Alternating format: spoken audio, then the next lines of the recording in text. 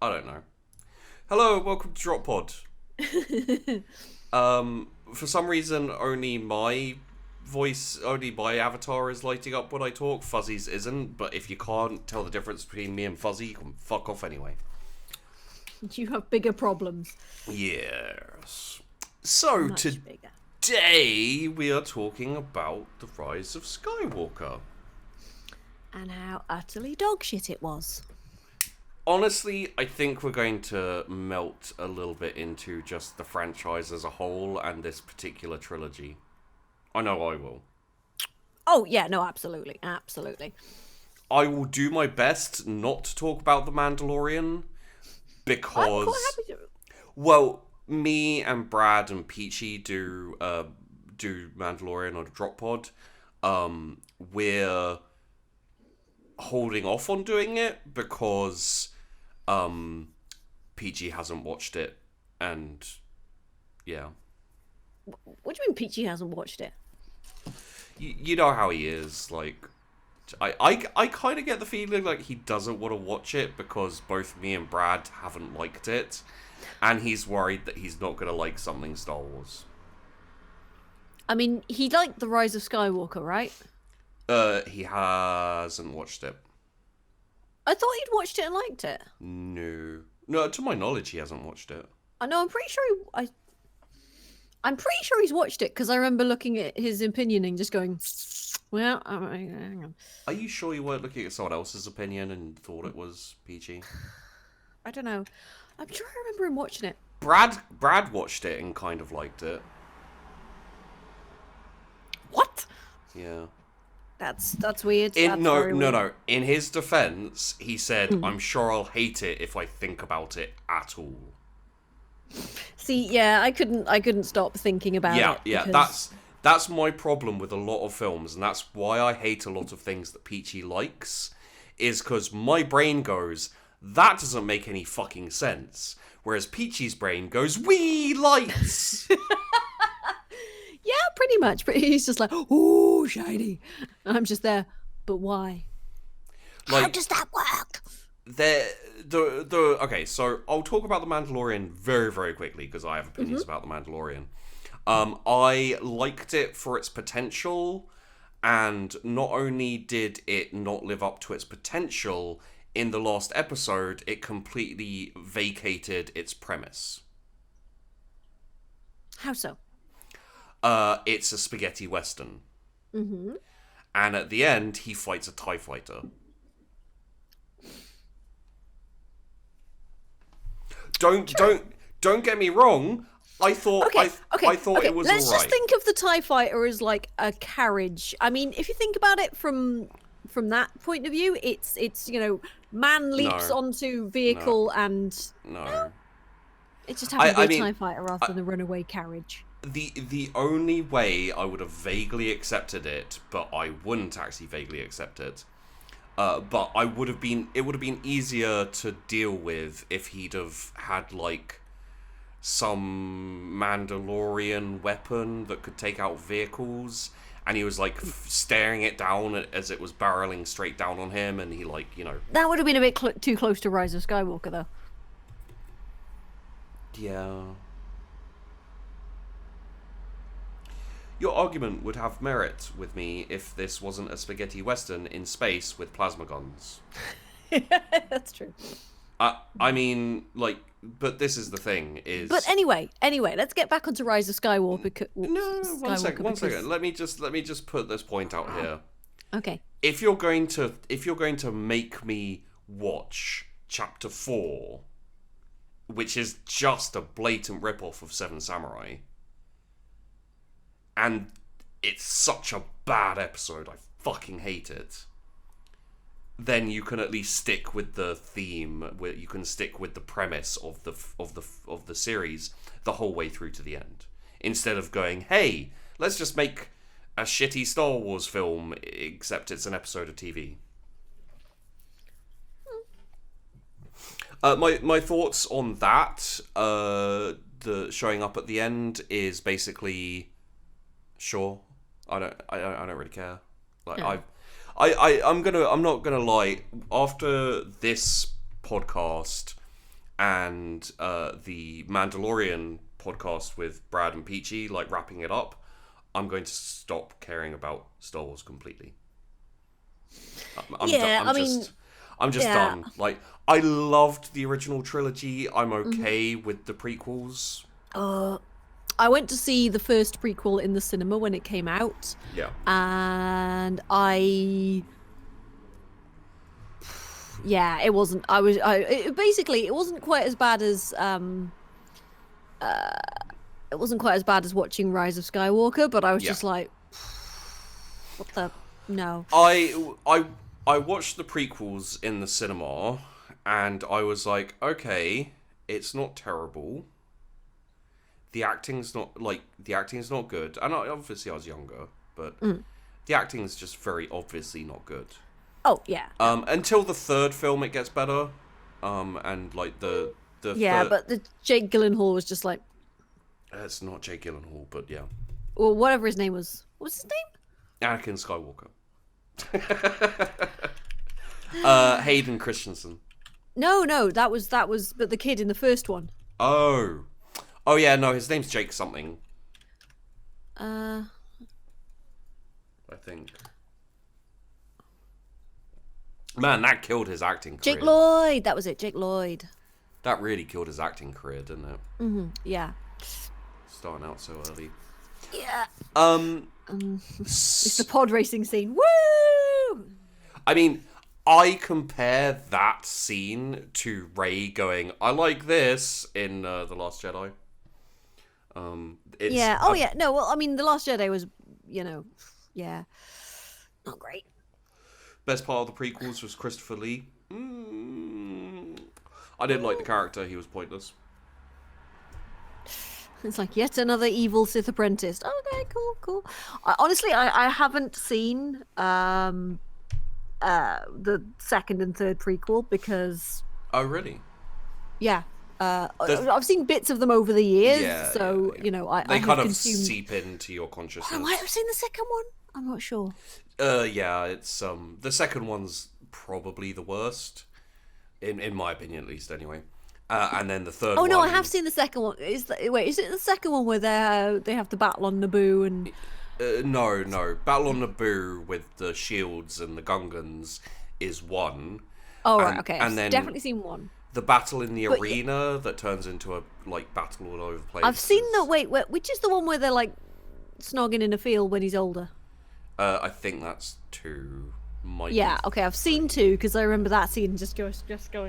Yeah, I hate sand. It gets everywhere. It's just they have no chemistry. No. It is the writing. The writing is bad. The directing was bad. But they didn't have much chemistry either. Like, oh god, what was the film?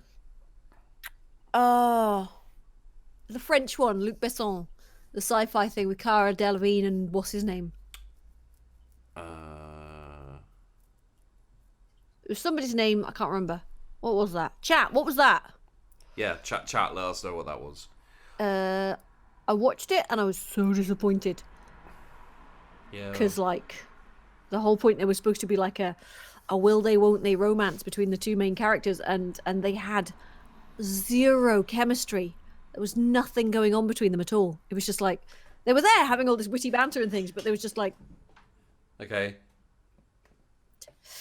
Valerian, yeah, that was it. Valerian. Oh, Valerian, yeah. And the city, I can't remember, but yeah. The city in the sky, which is space. The city of 1,000 somethings, I can't remember. I never watched it, but I do know of it. I've heard of it. Yeah, I was so excited because I love Luc Besson.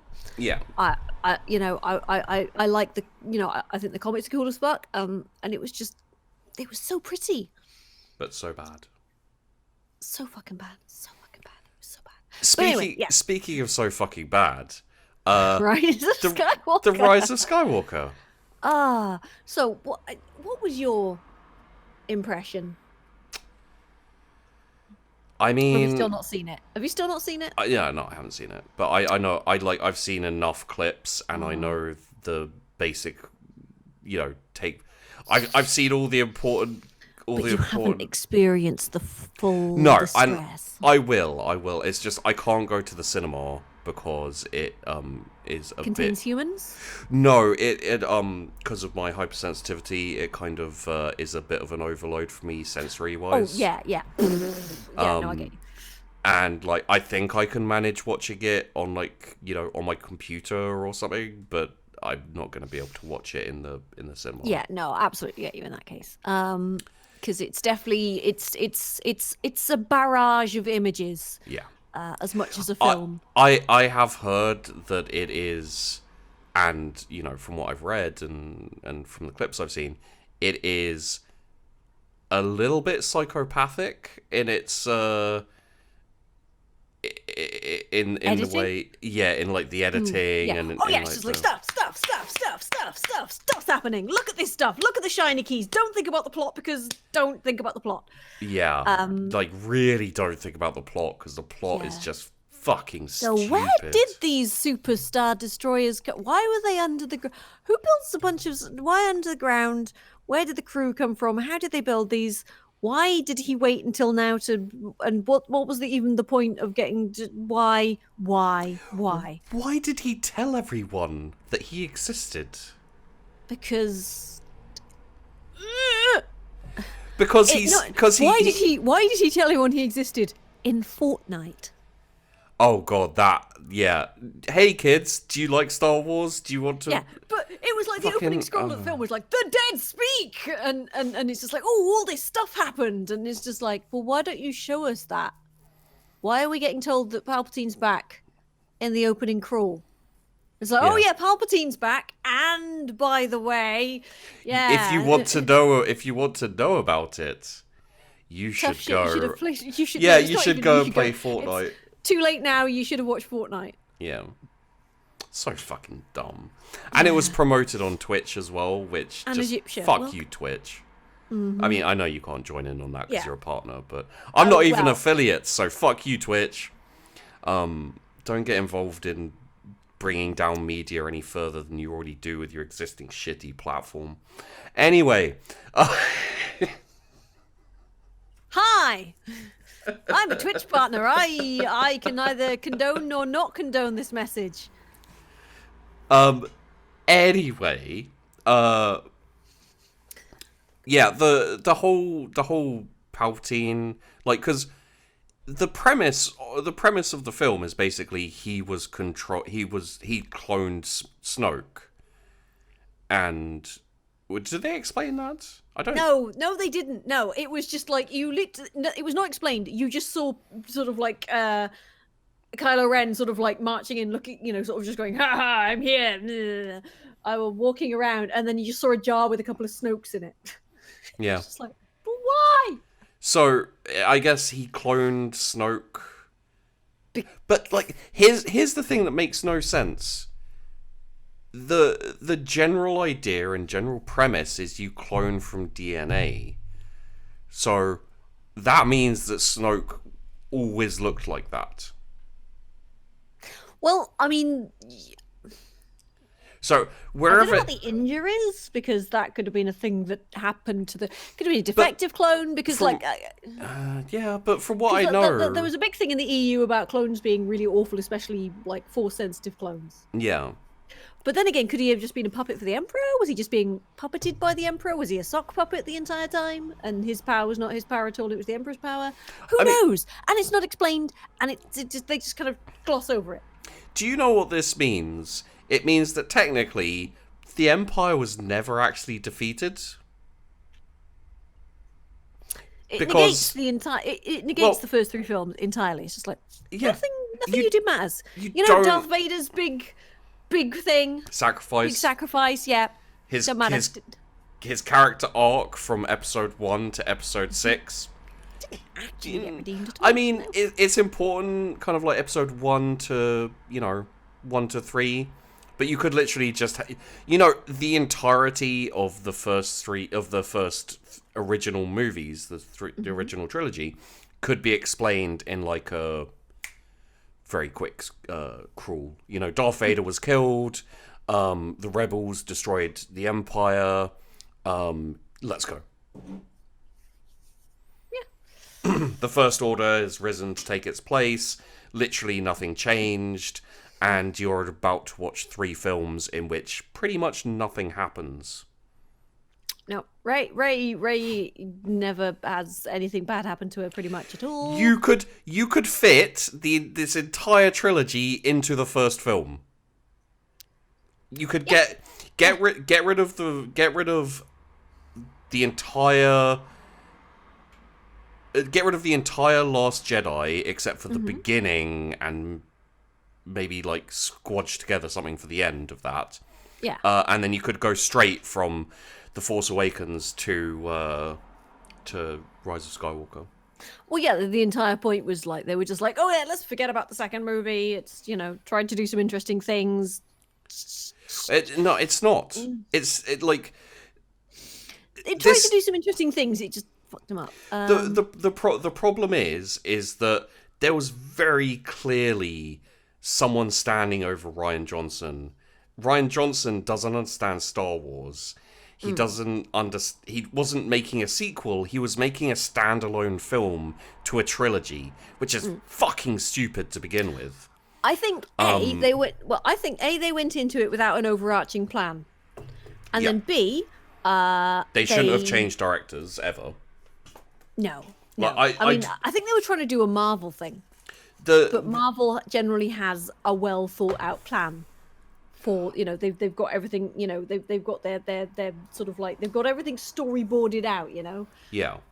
Generally. See, like this is the problem is, like, I like JJ as a director. I think he makes really good looking movies. Don't let him anywhere near a script. No, terrible writer.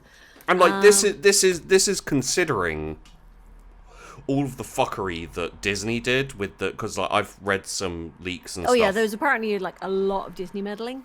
Well, apparently the original film that JJ wanted to release was like 3 hours and something.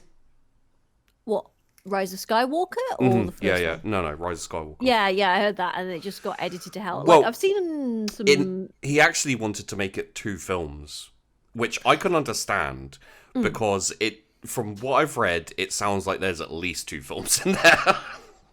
Yes, like I've seen a lot of the. I'm pretty sure they changed the ending. Yeah, they did a lot, like because I've seen sort of like people analyzing like the editing of the sort of like Rey reses Ben and then Ben reses Rey and Ben reses Rey and then dies thing, and sort of like that. I've seen a lot of people basically going, but if you look at the hand, like they're talking, it's just edited to look like they originally had a conversation. You can tell if you look they're talking, but they've just cut it to all the shots where the other person is looking, or they've basically just shown the reaction shots. And also from hand placement and things, it looks like basically it was supposed to be he reses her and then she brings him back afterwards as well. Ish. Which is not any better, but it's like... Well, what apparently, from the leaks and stuff I was reading, one of the things that was supposed to happen is when she heals his lightsaber wound, from stabbing him. Yeah. Which after he was distracted by his mum dying. We'll get to that in a moment, because I want to talk about that. When she heals him, she was supposed to heal him of the dark side, and he became Ben Solo again. Like, that was originally part of the story. Which, I'm not going to lie, even though I no longer give a shit about Star Wars, fuck Star Wars, I'm glad they didn't do, because that would almost be as bad as the Holdo maneuver, in terms of breaking the universe. Yep. Because if you could just heal people from being Darkseid, why the fuck didn't Rey do that to her granddad? It's basically Rey going, "You'll need Jesus," right? I mean, I don't think even Jesus can heal bad people of being bad. That's some like proper thought police shit going on, where it's like, I'm gonna make you a good person. Yeah. Fucking hell. Can you imagine that in Star Wars? It'd be like... But no, instead he imagined his dad, and that made it so much better. I mean, it's better. And I could understand why they. I think what they originally were probably if like Carrie Fisher hadn't died, they probably would have had her appearing to Ben and being like, "Son, stop being an idiot," or whatever. But because she carked it, they had to get him to instead. They had to get Harrison Ford and just be like, "Harrison Ford, we'll give you so much money if you'll just do a little bit more Star Wars, please. We need you." I mean, just take my wallet. Take it. Just take it all. How much do you need? I understand them bringing Harrison Ford in just for that bit because he's old and he's basically given up, but he always likes a little bit more money. He didn't even shave or cut his hair or anything. It was just like whatever. He just turns up and he's like, okay, put the jacket on. Let's go. I just downed a bottle of vodka. Let's do this shit. I'm gonna do it in one take. Let's go. Actually, Harrison Ford probably drinks whiskey.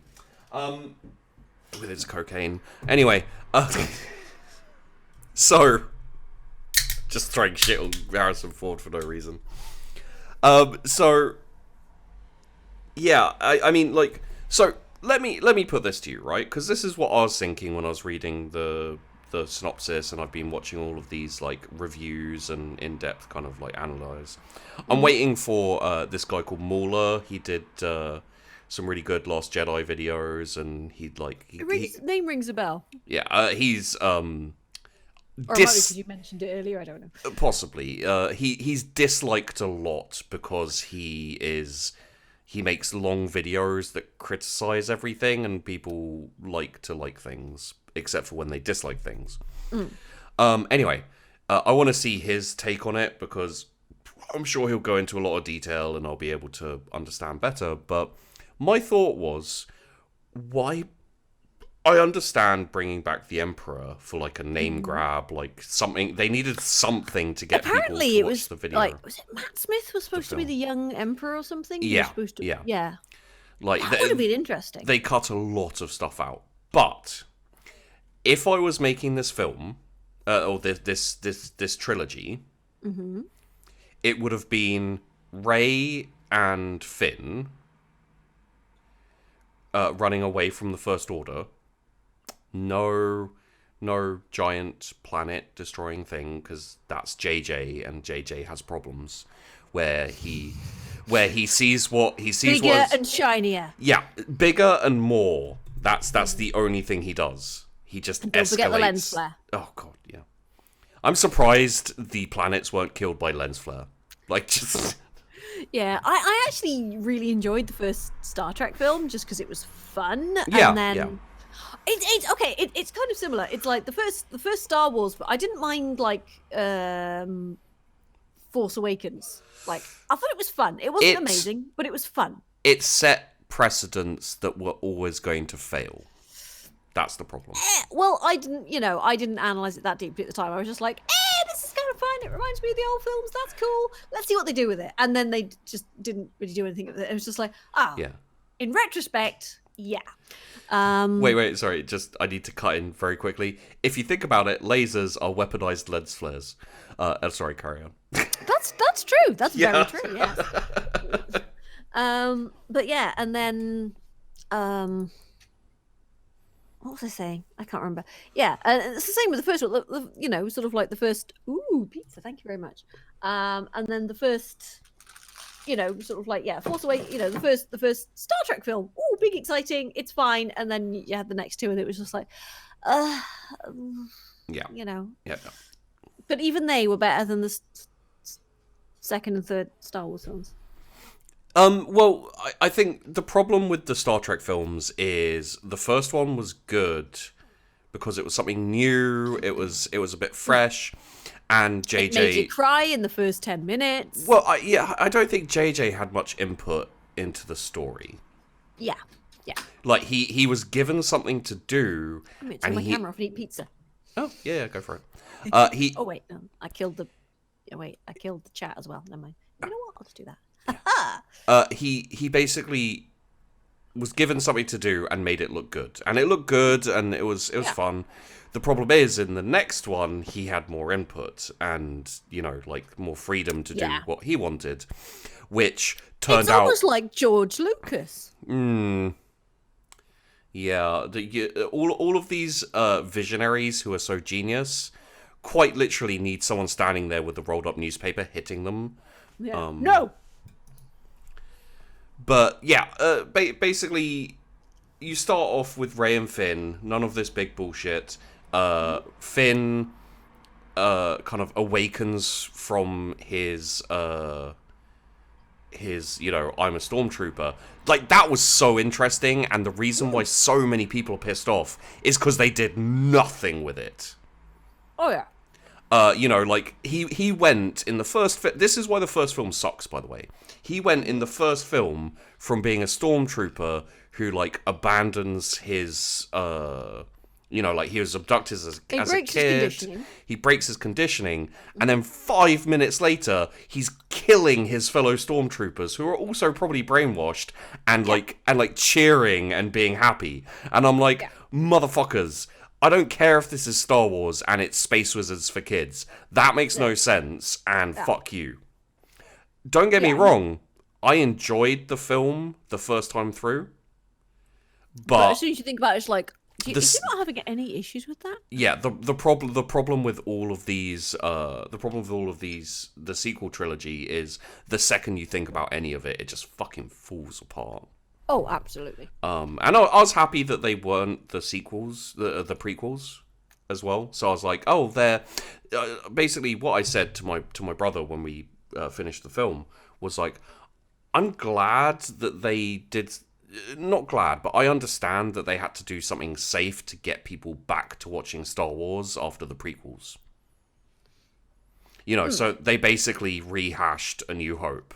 And I kind of understood that, but it would have been so interesting to see Finn and Rey by themselves trying to survive out in Star. You can do so much world building in the first film. Maybe bring Poe along for a bit of, love triangle weirdness. Yeah, why not? He could be their connection to the rebellion, but he's out on his own. The rebellion's scattered all over the place. You can be very vague. End of, like, maybe the second film, they find Luke and he helps them out very briefly in the third film. Don't have too much Han. Don't have any Han or Leia, really. Have a tiny bit of Luke, just kind of basically filling. What? One of the segments I hated was the segment where they first meet Han and Chewie. And they're just having, like, they're just running around on this ship being chased by big balls with tentacles. It made no sense that Rey knew his ship better than he did. None. And it would have only made sense in a really, really stupid way that I wouldn't accept if she was the kid of Luke, which would have been stupid and I wouldn't have liked it. But you could make the argument that since Anakin and Luke are both. Well, wasn't the thing that basically she'd worked on the Millennium Falcon? No, that's people filling in the blanks of the films, and I don't accept that. No, I'm pretty sure she mentioned that she ended up doing work on the Millennium Falcon. I don't think so. Maybe in a later film, but not in The Force Awakens. Hang on a second.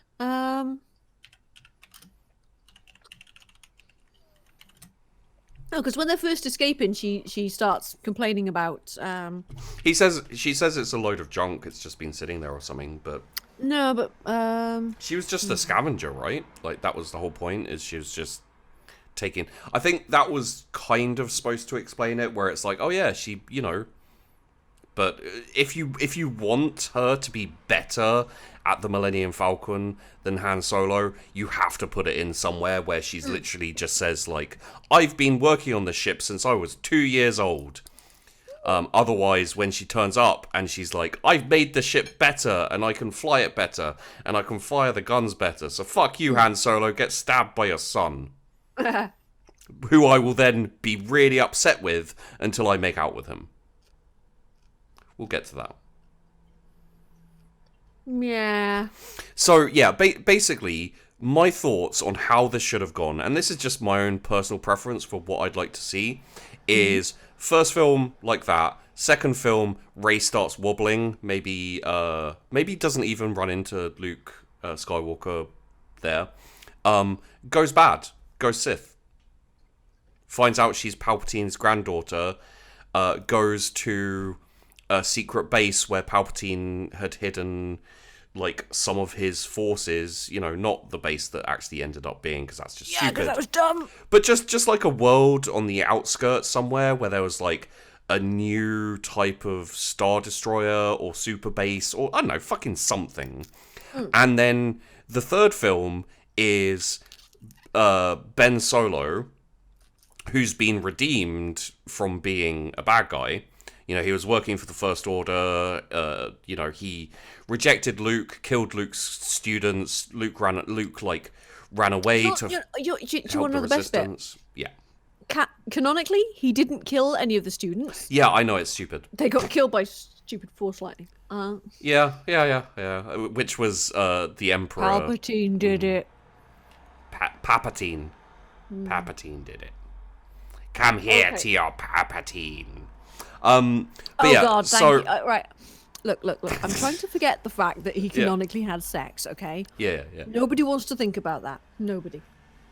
Yeah, I fucked people. Okay, probably somebody wants. Do it. And I never had sex until after I lightninged myself the first time. Okay, I'm eating. Do you mind? Sorry. Anyway, what would have been really interesting is if Rey had kind of not taken over the First Order, but formed her own kind of like, doesn't have to be Sith, just asshole, you know. If she'd in fact been in charge of the Knights of Ren. Yeah, something along those, like, you know, okay, Knights of Ren turn up and they're just like, oh, you're evil. Yeah, and, well, no, Knights of Ren turn up and they kneel before her and they're like, you know, you are our new emperor, and then they take her away and she gets seduced by the dark side, and at the same time, maybe Luke finds Kylo and redeems him, because that would totally, like, people would buy that in a second, because Luke can redeem people. And he redeems Kylo, brings him back to Ben Solo, and dies in the process. And then Ben Solo and Finn go to redeem Rey. And then you don't. Oh my god, that would have been amazing. Yeah. You don't have Mary Sue. You don't have Kyle Ben, who, let's just face it, is a fucking. Like, he's a great actor, but the character is so inconsistent and stupid that he should have died in the first film. And then you've got a really interesting Finn character.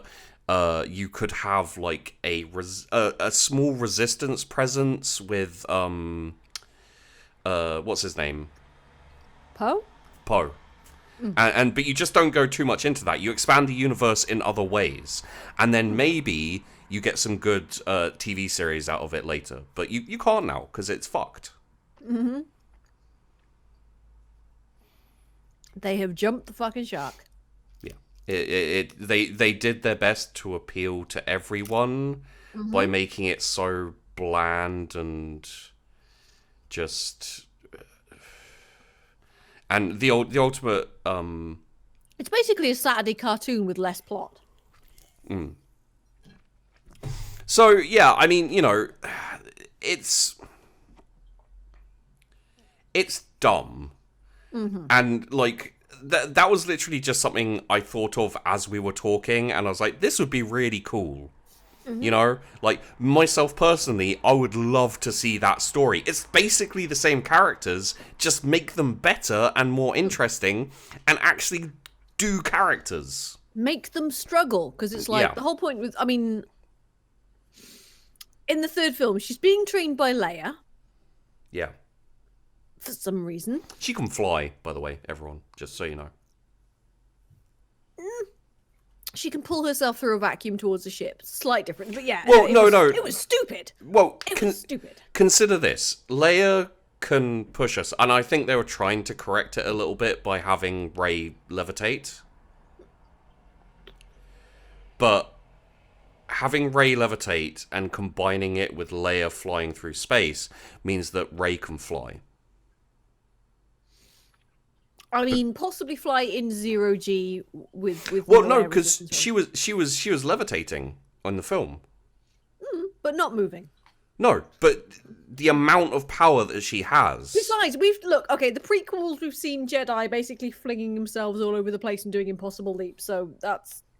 But that doesn't excuse this. Oh, no, it doesn't excuse it, but it's basically just because, like, in the first or second or whatever, the one where he's hanging out with Yoda, you've got him levitating rocks there. It's just that Rey goes one better and levitates herself and more rocks because she's stronger than Luke. Yeah. And it's just like... That's the entirety basis of the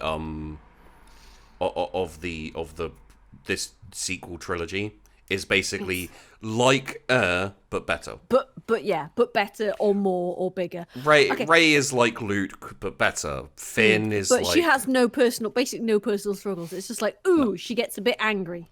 Does she ever get like injured or? She gets a scratch on her arm.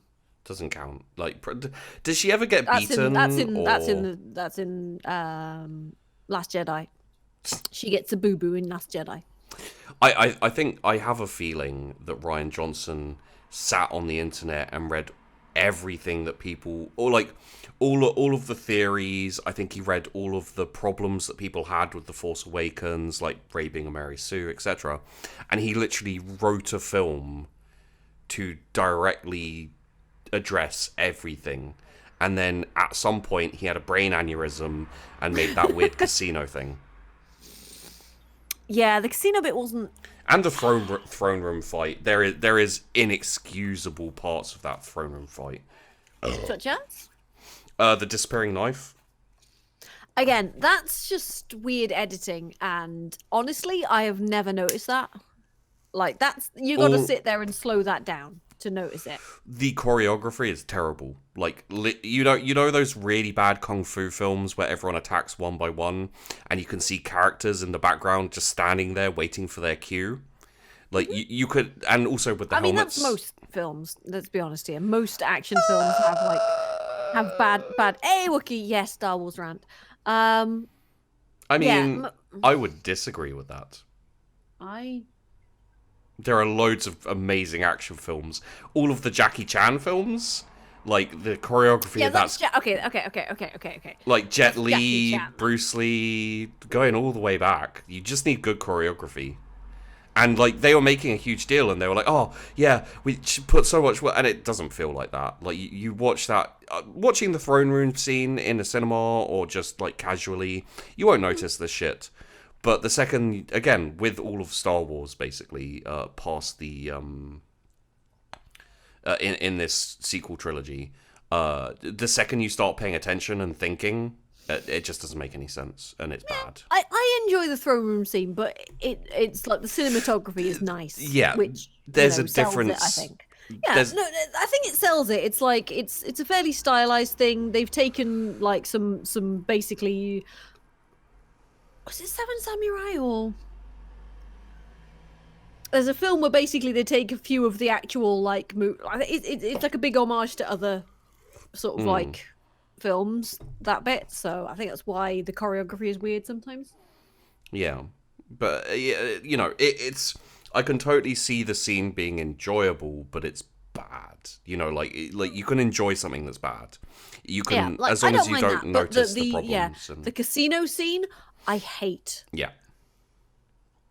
I'm fairly. I'm not going to say anti-PC, but I'm resistant to all of the PC tendencies. The political correctness and. Yeah. I don't want to say SJW because there's a whole like annoying conflict around that word, that phrase, but basically. All of the messages that they tried to send you in The Last Jedi were stupid, skin-deep Twitter posts. You know what I mean? Like. I get what you mean. I don't entirely agree, but I get what you mean. Well, like when she hits Finn and stops his what I thought would have been a great death for that character, especially considering where he went after that, which is fucking nowhere. Yeah, I didn't. Like, she hit him, and she's like, no, you can't sacrifice yourself because love. And the thing is like they didn't have a lot of chemistry. No. Well, like her character wasn't really developed at all. At all, no. Unfortunately, she was just someone who said things, and like I liked Rose. It's like she seemed like a likable character, but yeah, there was no point to her, and she was the only stuff she was involved in was the worst parts of a very bad film. So, but then she got utterly fucked in like the. Also, I mean, this is the thing. This is a very personal thing. I hated the fact that they gave her stupid hair. Yeah, like the hairdo was just bad. And then they made her look frumpy, and she's actually quite an attractive girl. Smoking. Yeah, but they made her look like I don't get that at all. I think it's just like, look, here's somebody who's like, you know, this is somebody whose personality is more important than their looks, and it's just like, well, then get someone who doesn't look fucking banging, you know, but cast an actor who is actually just a regular person. And why would an engineer have stupid hair in their face? Because that's just annoying. You know what? You know what would have made The Last Jedi a lot better? Take that Rose Tico character, put in Steve Buscemi. Why not? Or even not have a. Also, I know she gets like a lot of hate. I mean, I'm not. See, this is the actress. Okay, I know the actress gets a lot of hate, and that is some bullshit. But the character, honestly, just seemed like she was like weirdly crushing on Finn, and he was just like, what? Yeah, you know, I like if that had been the other way around, it would have been weird. See, this is the thing though, is all that happened after The Last Jedi got a shit ton of hate, and everyone hated Rose Tico's character, is she left, like, social media. And then the story that was put around is she's getting loads of hate, everyone. I mean, at the end of the day, the best way to silence criticism is to do something like that. So, I know that basically anyone in the public eye gets hate. They only ever seem to play the kind of like victim card when there's an agenda. You know, like there are so many, and everyone's got different thickness of skin. You know, so like some people get hate daily and they just don't care. Some people it really affects them. Like, fair play. But you know, I think it's too simple to believe that. Yeah, like Finn's actor, he gets a shit ton of hate, and he deals with it. He hasn't, like, you know, run off. And I think it's just a way to lessen the criticism, you know, because like a lot of people ran with the idea that if you hate The Last Jedi, you're sexist. Like, I have had people say to me, you're sexist because you don't like The Last Jedi. Like, you just don't like it because women. And it's not just Peachy and Brad joking around. I don't know. From a female perspective, I can absolutely understand why. Okay, so it's like guys getting hate and women getting hate is the hate directed at women tends to be. It's a lot more. They go. I know what you mean. They go for your weak spots. Mm-hmm. And I can absolutely understand why she'd just be like, "Fuck this, no." So, but you know, it's not necessarily oh poor me. It's just a like I don't need this. And I do agree with that instantly. But the fact that it was so heavily publicized is my problem. You know, like she could have just left. And I mean, people were always gonna be talking about it if she left. Yeah. But the thing is like I get the feeling like she didn't want to deal with the hate and everything. Fair play. That's perfectly fine. I mean, the publicity. I feel like Disney went, ooh, okay, we can use this and maybe get, you know. That I will grant you. I thought you meant that she was like playing the victim card. Oh no. Right. I don't think. I can absolutely see Disney sort of being like, okay, how can we leverage this? Yeah, okay. I don't think the hate was as bad as. I don't think it was like, you know, I don't think it was this whole sexist thing where men didn't like Rose Tico, and so they sent her hate. I think people who didn't like the film didn't like Rose Tico, sent her hate, and she went, oh, I don't really want to deal with this. And then Disney went, you know what worked for the Ghostbusters? Yeah, let's do that. What did work for Ghostbusters? They made it into a political, cultural thing where it's like, if you don't like Ghostbusters... I was like, okay, maybe people are being assholes about this. Yeah. And then I actually watched Ghostbusters. It was just like, no, it was bad. It was just bad. I'm but the gutted that it was bad because I wanted to like it. And I was just there going like, it's just that there were, what's her name who played, I can't remember, the weird blonde curly lady.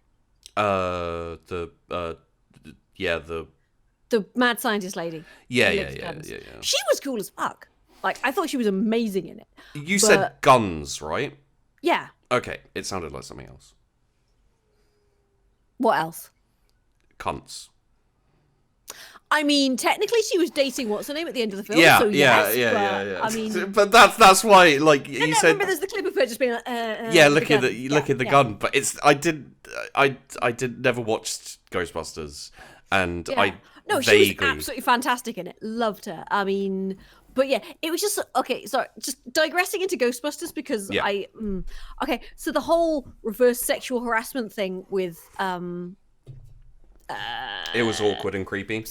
It was so awkward and creepy. I'm just there going like, if this was the other way around, this would be horrifying, and it's equally horrifying, even though it is. I know they were like, I know they were trying to do some sort of role reversal. See, girls can sexually, but it was just like, this is just horrible. Well, why is everybody okay with this? It could so easily be translated as, this man deserves this because he's a man, as opposed to, role reversal. Like this is a subversion of the, classic. But how about we don't sexually harass anybody, and then I don't have to intensely dislike the lead character for being a skis-ball. I mean, and the fact that nobody turned around to her and go, would you be okay with this if this was you? Yeah. Like one of the big problems I have with a lot of the, and we're getting into political and cultural stuff, but I'll touch on it very lightly. We'll go back to Star Wars in a second, guys. Don't worry.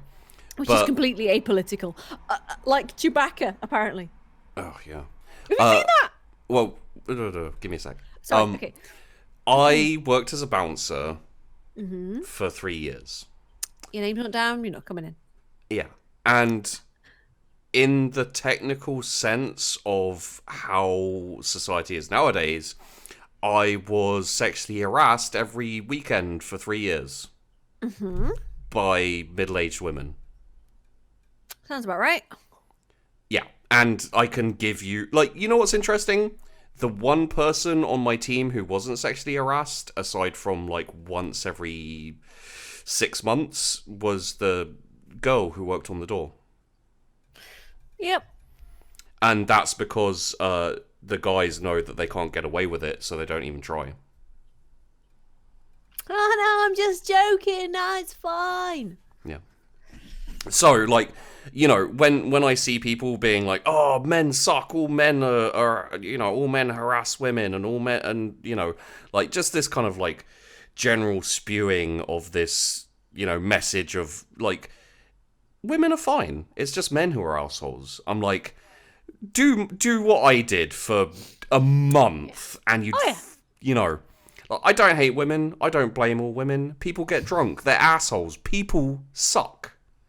But don't come round and, lump me in and a whole load of other people I know who are perfectly fine dudes just because people are assholes and you want to push some fucking political agenda, you dickheads.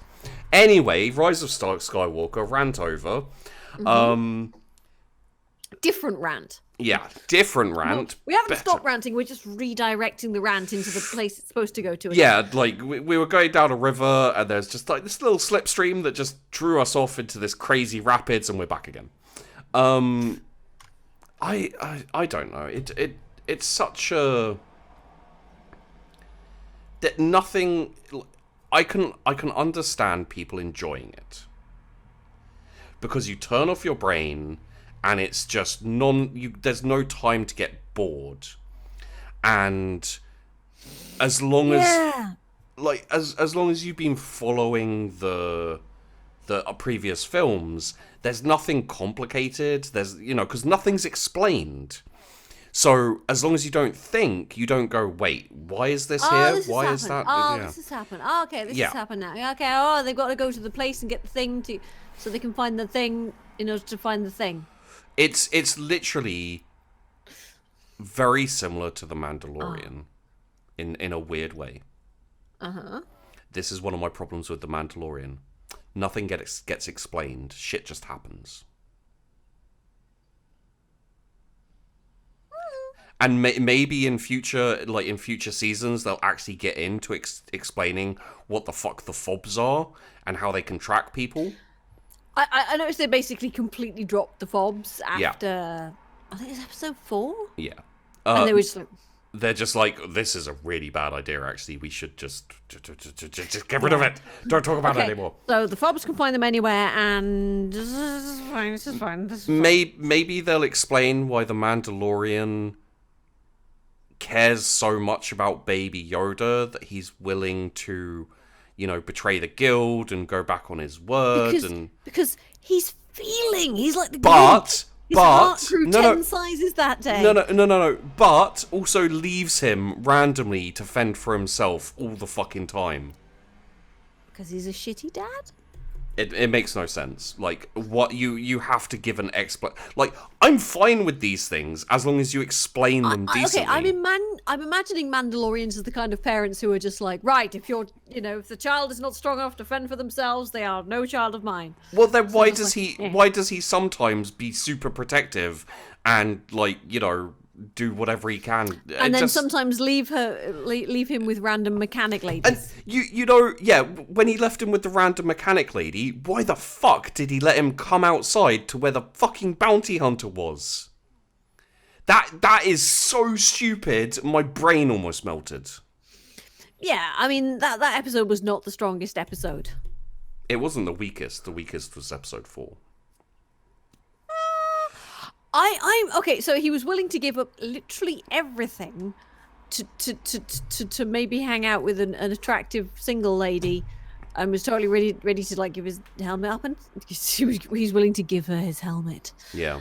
That was. I mean, I liked bits of that episode. You like the ATST. Not really, no. Well, what the hell do you like about that episode then? Oh, what's her name with the muscles thingy? She Cara Dune. She was cool. Her character's actually okay. I'm pretty much okay with it. Yeah. Aside from her introduction, which really didn't make me like her. I'm gonna punch your helmet. But she punched his armor. I'm sorry, but if you no, he's got this whole gap around his ribs. Punch him in the ribs, mate. Punch him in the ribs. Just don't punch the armor, basically. And if you do punch the armor, have bruises. Yeah, something. Sell it. It just, that turned me against her, because I was like, okay, hey Ray, how's it going? I've missed you in the Star Wars universe. But then I like the bit that sort of spoilers for the last episode of The Mandalorian. Yeah. Where it turns out she's from Alderaan, which would totally explain her being really kill happy. It's just like, they blew up my entire life. That's fine. Although, Also, her middle name is Cynthia. There's a lot of problems I have with the last episode, but that's fine. But yeah, so I don't know, why do they have lava boats? Anyway, yeah, sorry. It's best not to ask really at this point. I know it's okay. Let's go into the characters of the Rise of Skywalker. There are none. Okay, we're done. Yeah. Okay, so you've got okay. So what's his name? Poe is Han Solo now. Yeah, probably. But no, I'm thinking. Oh, what's his name? Thingy. Angry guy who gets shot. Redhead. Yeah. What's his name? Yeah. I don't remember his name, but Hux. Yeah, Hux. Yeah. So memorable, these characters. Yeah. Yeah. Oof. So Love him. I kind of enjoyed him being the sort of pissy comic relief. It was like, he's just a petty arsehole. He's just that git in the office who tries to fuck everybody over. It had gotten to the point where it was like, fuck it, who cares? Like, he's been destroyed. He was a bad character for what he needed to be in the first film.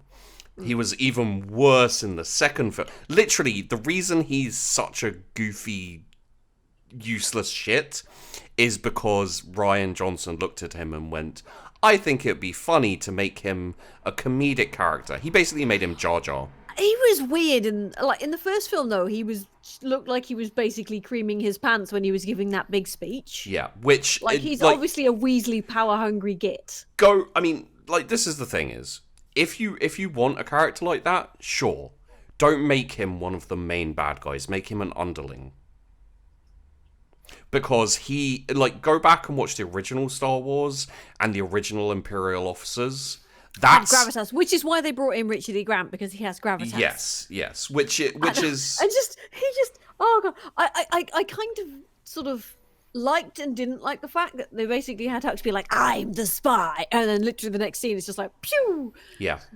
It's just like, damn. Okay. I need to leave this movie. My character has been destroyed. Okay, fine. I'm the spy. Bang. Thank you very much. I'm so glad to not be in this fucking film anymore. Right, there we go. Richard E. Grant, take over for being the bad guy. Yes, my lord. I have always supported you, my lord. I mean, if you need a template for an Imperial, a Star Wars Imperial officer, look. Well, no. Just like a real world example. Just look at The Weakest Link. You are the weakest link. Goodbye. Yes, her. Just copy her. And what's her name? And no, wait, is it Anne? Hang on. I think I can't remember. That's why I said The Weakest Link, because I couldn't remember her fucking name. Hang on. Who was it? What was her name? Anne Robinson. That was it. Anne Robinson. Yeah. So yeah, just what about the Chrome and Cunty Face? That too. Scottish Wookiee, yes. And Cunty Face works too. And Cunty Face. But yeah, and then the Chrome Stormtrooper, who I feel Phasma. If she wasn't so weird and like embracing of all the stupid things that she embraced. Have you seen the? I'd feel bad for the actress. Have you seen the alternate death scene they filmed for her, which was a lot better? No, I haven't seen that. It was a lot better. There's basically an alternate sort of like scene between her and Finn, sorry, and sort of like in like Rise of Last Jedi. Well, it was far better, right? I'm sure it would have given Finn a character, so we can't have that. Yeah, like his entire character is basically chasing Rey around and going Rey. Yeah. A little bit. Oh god, did you see the thing where okay, just as an aside, right? We know that Rey's actress, what's her name, is like super fucking posh, right? Yeah, I mean I can tell from her accent in but she was asked in one interview whether she thought that she sort of like Finn's character had it harder because he's like, a working class kid from East London. Yeah. And she was like, no, of course not. No, I don't think he's had it any. No, I think we both had the same struggles. And it's just like, bitch, you best shut up. Yeah, it was just like, oh, I don't like her that much. No, no. Yeah, I know she's young and probably super sheltered, but it's like, no, love, no. Well, no, she sounds ridiculously posh. She's from an acting family, I think. Yeah, okay. So she's from an acting family, so she's probably not only had a leg up into acting and managed to get into Star Wars, but she also probably didn't have too much difficulty. So she basically transitioned from easy street to easy street to easier street. Right. Born in Westminster, grew up in Maida Vale. Fucking hell. Parents are a banker and a photographer. Oh my god. Okay, her sister is called Poppy Sophia. Yeah. Okay. Yeah. That's all. Her mother's family, the Faulkner Corbetts, were landed gentry with a military and medical background. Her great uncle was Arnold Ritter. It was an actor. Yeah. She went to drama school between the ages of 9 and 18. I bet she went to boarding school. She sounds exactly like all of the people I went to boarding school with. Yep.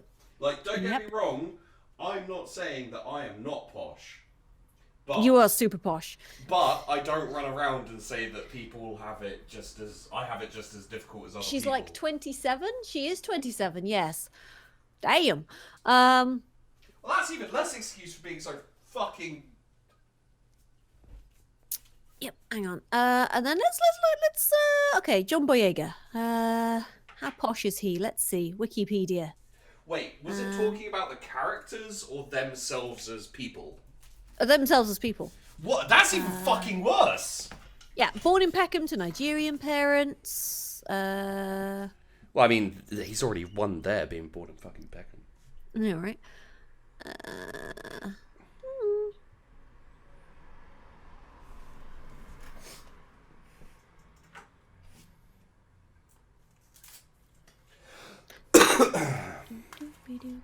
Does it not give that much information? Has Disney purged his records because of that comment? It's just like he was born in Peckham, and then his life was fine. Yeah, it's like, you know, did sort of like interest in theatre between the ages of 9 and 14. So did like after school theatre stuff. His dad wanted him to become a preacher, was supportive of his son's theatrical interests. Went to Westminster City School, was in a lot of school plays, South Thames College, National Diploma in Performing Arts. So, little different. Yeah, and you know, like, I don't know, just, I imagine there's a lot of people who defend that comment literally with, yeah, but she's a girl, and girls have it worse than boys. I'm just taking a look at Westminster. Oh my god, that is... okay. What? It's not too bad. It's not too bad. But yeah, it's whatever. Okay, fine. You know, it doesn't make me like... I didn't really have an opinion of her, except for... I didn't have an opinion of her until I saw that particular bit of interview and was just like, no, love. No, just... I have a... I don't think he's had it any harder than me. You're gonna have to send me that because I'm gonna have to read it. Oh, hang on. It's a video interview, but yeah, hang on. Yeah, I'll read it after the... I'll listen to it after the thing. I need to find it. So, I've never seen her in anything else, Daisy Ridley. So I had no opinion of her. After watching the Star Wars films, the only opinion I had of her is she's not great an actress. Maybe she is, maybe she isn't. I can only go off by what I've seen. You know, same as Brie Larson. I don't think Brie Larson's a very good actress. But... And also, because I've seen a lot of interviews with her and things like that, I also think that Brie Larson is additionally an asshole. But that's beside the point. I honestly have no opinion on Brie Larson because I don't know enough about her to have one. I mean, I've seen enough, like, interviews and videos and stuff where it's just like, I don't know. Maybe she's an asshole. Maybe she's just the type of person I don't like. You know, women. But, How'd you manage to have sex again? Women like assholes. Remember? No. I got over that a long time ago. Yeah, but you're like 60. So... Yeah, I don't know. 41, bitch. Chloroform. Wow, Wookie! Wow! Chloroform's expensive. You just buy a bat. So... There is... I don't. Yeah, I mean, if that's true, and I do want to see that. I've just linked it to you. Ah, thank you. I'll check that out later. That's kind of fucked up, but yeah, you know, it's fine. Then you've got the Chrome Stormtrooper. She her actress was running around talking about how awesome her character was and how it's, great for women and great for young girls, and like it's this female stormtrooper. And then what happened with that? She died, just fucking twice. Yeah, they killed her, and then they brought her back, and then they killed her again.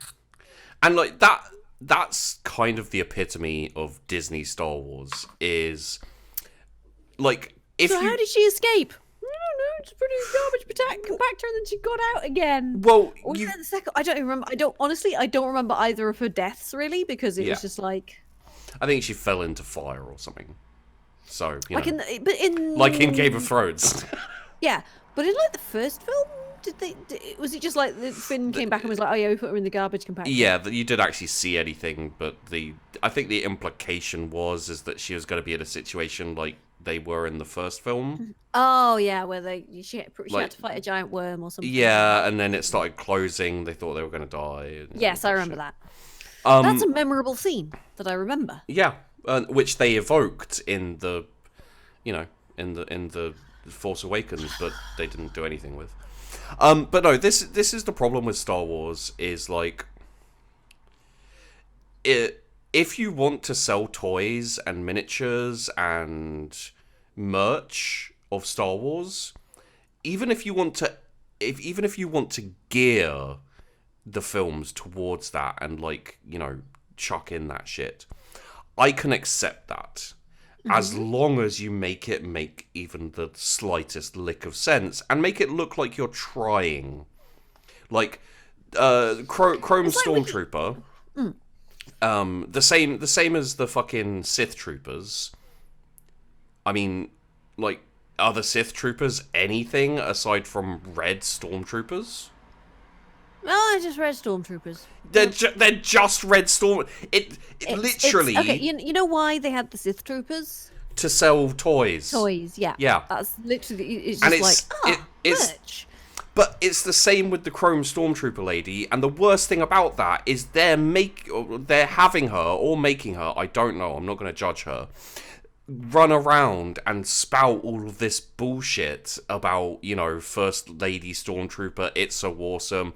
People lap that shit up, and they're propagandering people into buying the toy and also accepting really bullshit, stupid bits of a film which just shouldn't be in there, which are only in there. It's this whole huge thing.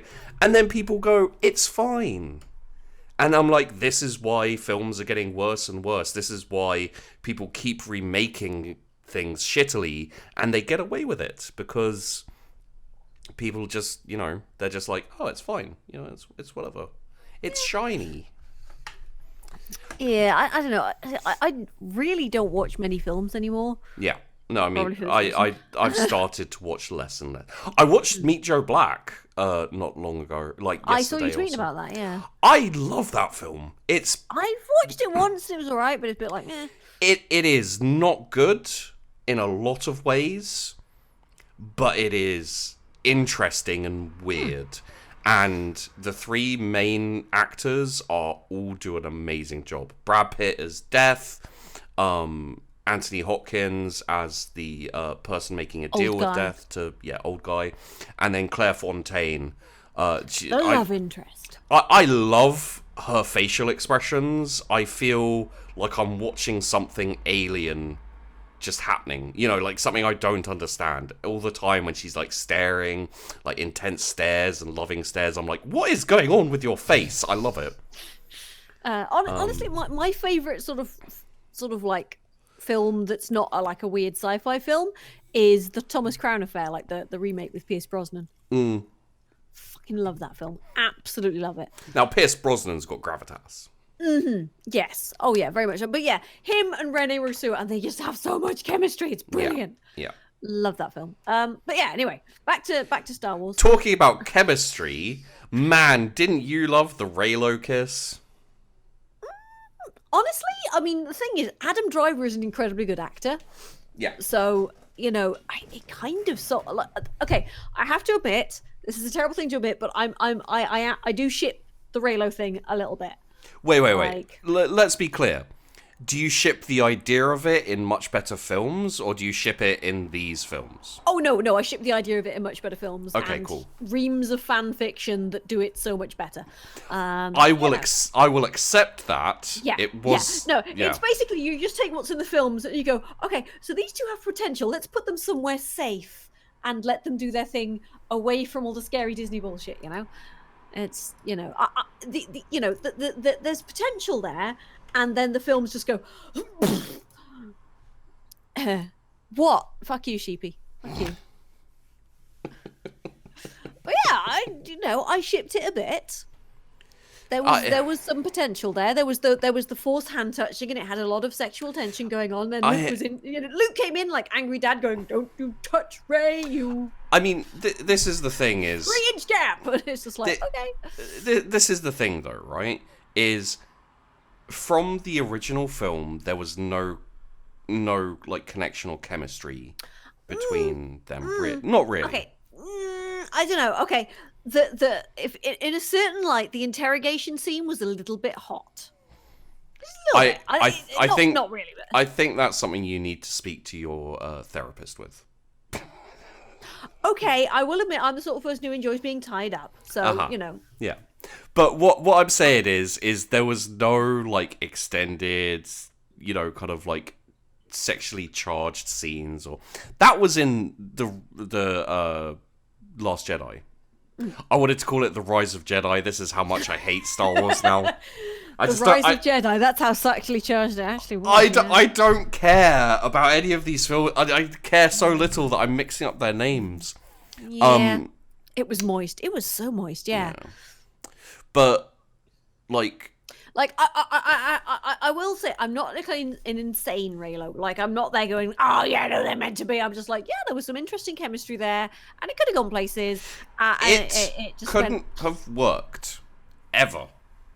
And the only reason it happened, and the only reason it was pushed, is because Rian Johnson didn't watch The Force Awakens, where Rey connected with Han Solo. He became her... It was like fairly badly done.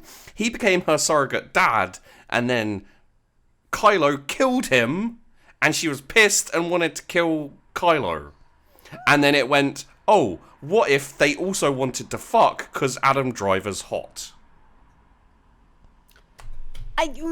Honestly, I don't think Adam Driver's that hot. Like, he's yeah, an incredibly good actor, and he's got oodles of charisma. Yeah, but he's got a wonky fucking... His face is just like weird and sideways. I mean, you know, a lot of people think he's hot. I'm just going with what I'm told. I have to say, I don't think Adam Driver is hot. I think he's an incredibly charismatic and very good actor, but he's not hot. Okay. He's not conventionally attractive, for definite, and I'm just no. He's very much not my type. Let's just leave it there. He's not my type. That's fine. That's fine. I got shit for describing Rey a very specific way, and I just need to search very quickly. Okay. You search. I'm gonna get a beer. Oh, beer. By the way, kids, if you do drink lots. Drinking is awesome. That's right, yeah, okay. Drink weed every day. Yes. Number one, he's not Scottish. This is true, true. I have a type, and it's yeah. It's ginger and tossing the Khyber, as it were. It's got a 10-inch penis. Yeah. Okay, 8-inch. So, the thing that I got in trouble with some people for saying is that Daisy Ridley is basically a lesser known, less popular, worse Keira Knightley.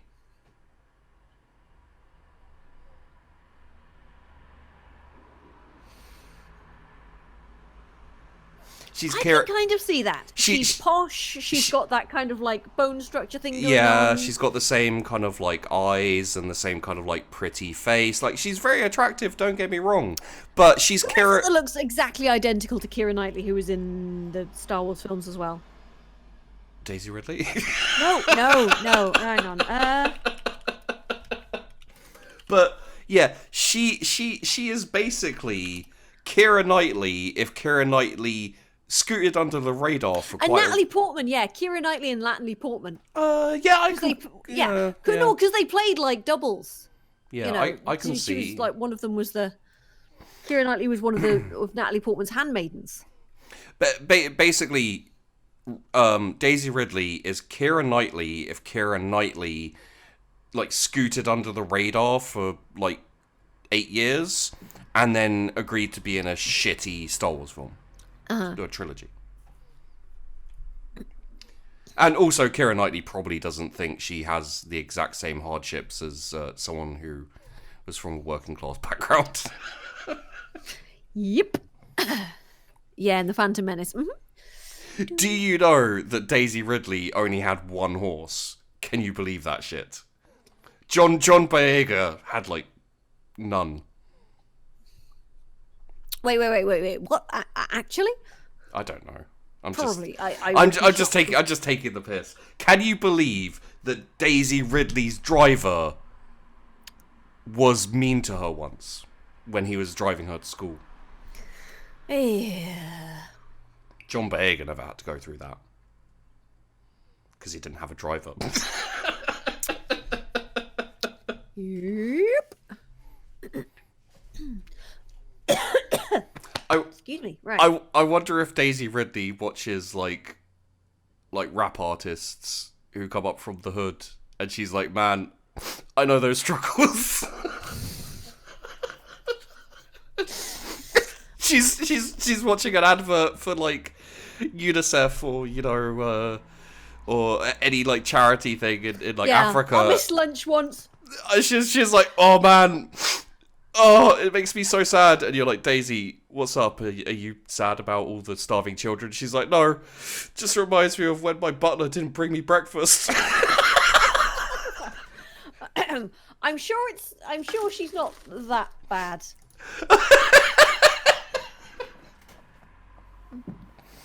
Oh, God. I've known a lot of middle class people, and they're just like really fucking clueless. It's just like, wow, thanks. You're weird. Okay, you're weird. Okay. I give you a lot of shit for being posh, but you occasionally show streaks of humanity. Fair enough. I think that's the nicest thing that. Yeah, when the revolution comes, you'll be last up against the wall. I think I'll probably be first up against the wall, to be honest. You never go outside. Come on now. Yes, but I am vocally unapologetic for basically everything. So people are like, "You're white and you should feel bad." I'm like, "I don't, so..." Okay. "You're a man and you should feel bad." Yeah, but I don't, so... Shit. You're a sheepdog and you should feel bad. You're straight and you don't feel bad. You're middle class and you don't feel bad. Have you tried being less straight? I did try warm milk once. And you can draw from that what you'd like.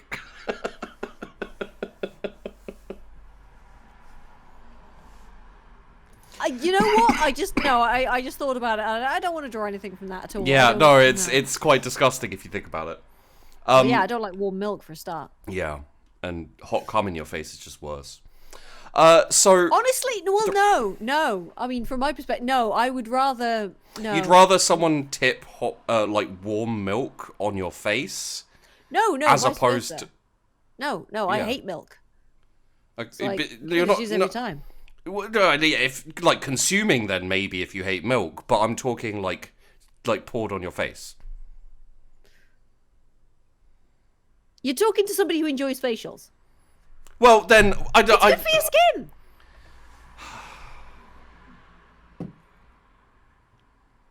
Did it hurt?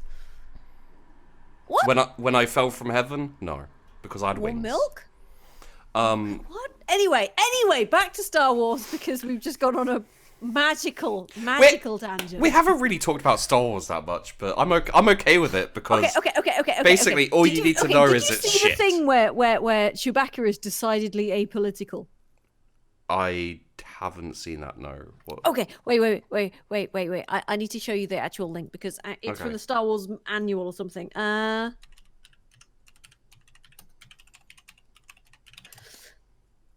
Sheepy's allowed into heaven. How do you think I fell? I got there and they kicked me out.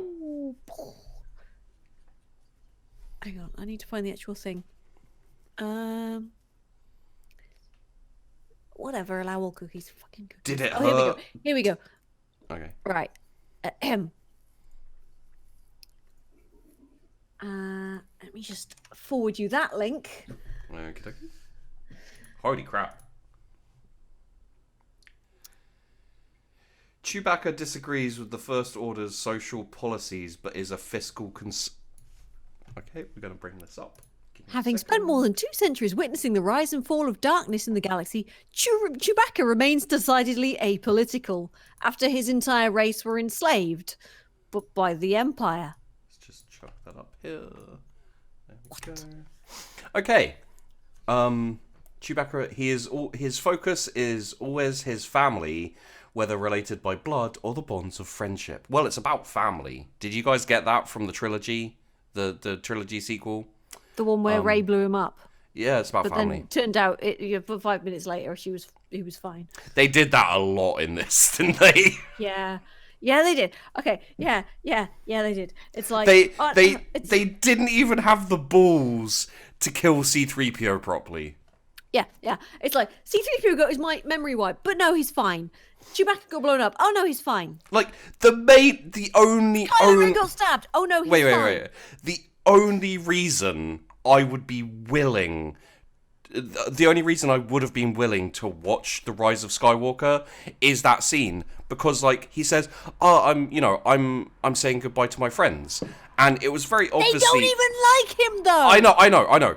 It was very obviously aimed at people, but I was like, maybe he's like thinking about Luke and Leia and Han, maybe like there was a possibility there. Yeah, and it's like, not only my friends, yeah, they're surrogates because this is the new films, and therefore these are the main stars. I'm looking at my friends, the main stars.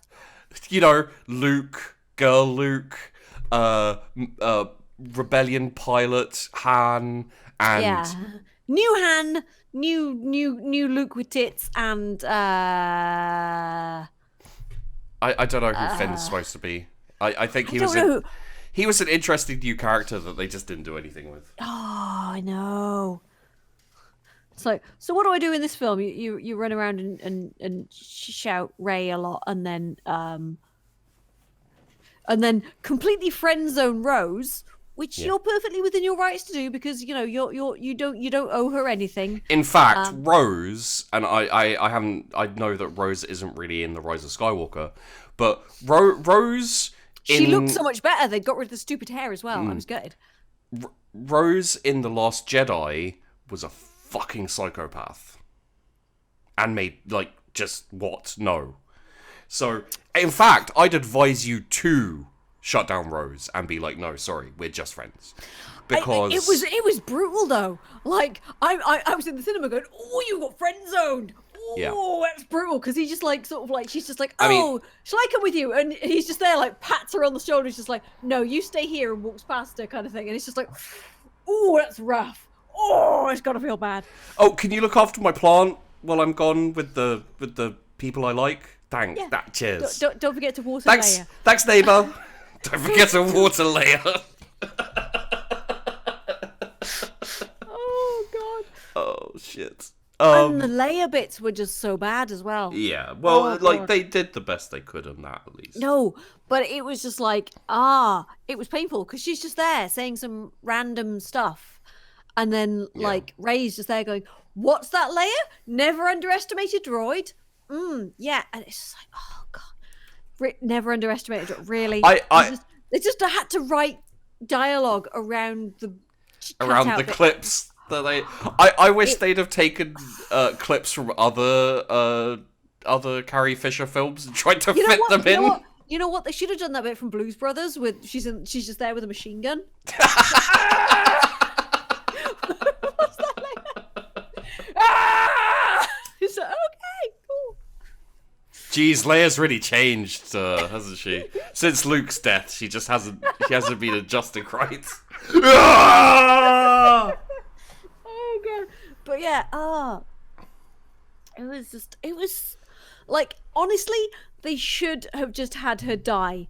And just like, if they put that in, sort of like, Leia survived the thing, but gradually, she was weakened and she died. See, during the opening crawl, there's a very, everybody would have been okay with that. Yeah. Because it's like, but be respectful. Don't turn her into a zombie puppet. So, basically. The reason they couldn't do that is because they were trying to address all of the criticisms from the last two films about Rey being a Mary Sue. And they needed her to train, and they had no fucking Jedi left except for Leia. They could have had her trying to train on her own with only the help from the books and have her fuck it up. Yeah, that would have been nice, but no, they can't do that. They have to not make her a Mary Sue by making her levitate and more powerful with very little training. There's always Force ghosts. Or have Luke turn up and be like, "Hey kid, guess what? I'm going to train you." There should have only been 2 people who could have been Force ghosts. 3 people. No, yeah, there should have only been 3 people, and it would have made sense. Qui-Gon Jinn, Obi-Wan, and does Qui-Gon ever turn up as a Force ghost? No, but basically the canon. Was Obi-Wan or Yoda? Did Obi-Wan died first, didn't he? Yeah, he died first. Like, he was the first person to figure out how to do the Force Ghost thing. Yeah, that's the canon explanation, is that Qui-Gon Jinn figured out how to do the Force Ghost thing, and then taught Obi-Wan and Yoda. But then Qui-Gon Jinn didn't turn out to be a Force Ghost. Was he just like, peace bitches? Well, he probably went off somewhere else, like he was like, I'm really, really powerful Jedi. Qui-Gon does turn up. He speaks to Obi-Wan sometimes, not sure where. Probably in like extended cuts or something. Maybe. I have no memory of this because I haven't watched the. I haven't watched them for ages, and Hang on, right? To wiki. It's probably in like comics or stuff. Like this is something which I also need to say. Qui-Gon figured out and was contacting Yoda. Yoda says to Obi-Wan in the Revenge of the Sith. Right. Okay. Yeah. Force ghosts are in the Old Republic stuff, but they're slightly different. They're kind of leftover impressions that like they don't really have too much presence. They're just like an influence very often. So like some Sith and some Jedi will hang around a specific artifact or something because they were very attached to it in life, and they leave I love how they do it in the Old Republic. It's almost like a what's the holocron kind of thing. Yeah. Like, honestly, in my opinion, the only way to salvage Star Wars now is just dissect the Skywalker saga, cut it off, let it drift, and just leave it alone, and go back to the Old Republic, because the Old Republic's really interesting. Honestly, all of this talk is just making me want to play Knights of the Old Republic 2 again. Yeah. It did Grey Jedi really well. Or the online game. I actually really enjoyed the storyline, and aside from the fact I couldn't get past the fact that all the characters looked like they were made of plastic. They were all doing the same thing, and but the stories were really interesting. I tried playing it the graphics just bothered me. I don't know why. Just the graphics look incredibly plastic, and that bothered the shit out of me. I legitimately I did have some problems with some of the ways the gameplay and mechanics worked in terms of light side, dark side. But the really interesting thing is you could be a light side Sith or a dark side Jedi. Huh. Because they're two factions in this, So you're a Jedi, you just go dark side. And the Sith, the Sith can be light side because the Sith are a mix of faction and species, like people. Yeah, well, you've got the original Sith species. Yeah. And but aren't they extinct? Not in the Old Republic. Oh, right, yes. Like you literally start on their home planet of Korriban, and when you're a Sith character, you start as you could be different races, but you start as a Sith apprentice, and you can just be like, actually no, peace out, bitches. Well, no, you still go through the storyline. You make light side decisions, and yeah, that's what I mean by peace out, bitches. Is like fuck the dark side. But I mean, it still works because like it's probably an interesting storyline because you're like, I'm redeeming myself. Well, and also like there's nuance to being light side where like you can make the good decision, but it's not always the right decision, and so. But the problem with that is that to progress in power in the game, you kind of have to go all dark side or all light side, so choices lose all meaning because that's a Bethesda thing, right? Yeah, yeah. BioWare, that was it. Sorry. You've got a meta choice and like a roleplay choice. If you want to roleplay your character, you're going to gimp them because they won't be as powerful. Isn't Old Republic where the Lawful Revan comes from? No, that's KOTOR. Yeah. Well, yeah, but that's Knights of the Old Republic, so yeah, it is, which is a BioWare game, which is it was BioWare. It was BioWare. Yeah. Knights of the Old Republic like was great. Way before. I actually tried replaying Knights of the Republic recently, and I was really sad because I got a hard crash every time I went to the first like unskippable fight cutscene on the first planet. The first it's the planet that's covered with a city thingy. Yeah. Which I've forgotten the name of. I can't. It's basically the first rat ghoul fight. I just I had a hard crash there. Coruscant, yeah, except Coruscant. not spelled like that at all. I That's. can't remember if it was actually Coruscant or just a Coruscant analog. That was the word I was looking for. But yeah, take Star Wars there, go there, and I'll give it a chance. I'll be very skeptical, but I'll give it a chance. Anything else? Anything in the current universe, and like extended current universe? I'm just not gonna be. It's like Marvel. I'm done with Star Wars. It's like they took 30 years of extended universe stuff, and they threw it out, and then they went, let's do the same, but less good. Yeah.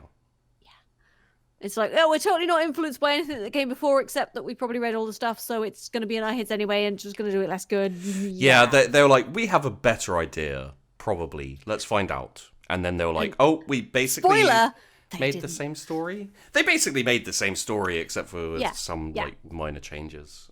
It's like, didn't Luke and Leia's son in the EU, wasn't he also called Ben? Didn't he also go to the dark side? I think they have twins. Yeah, no, but and also it's not Luke and Leia. It's Han and Leia. Oh, sorry, Han and Leia. Sorry, yeah. I mean, if Luke and Leia had kids, they probably would be really evil. That I'm sure somebody was writing fan fiction about that after the first movie. Hey, I'm sure that someone watched Game of Thrones and went, "Hey, what if we made Luke and Leia like the Lannisters?" No, but yeah, hang on. I am Darth Joffrey. Honestly, I mean, he was pretty dark side, so I really respect that kid as an actor because he did a fucking great job. I hated him. Oh no, it wasn't Ben. It was Jaina and Jason and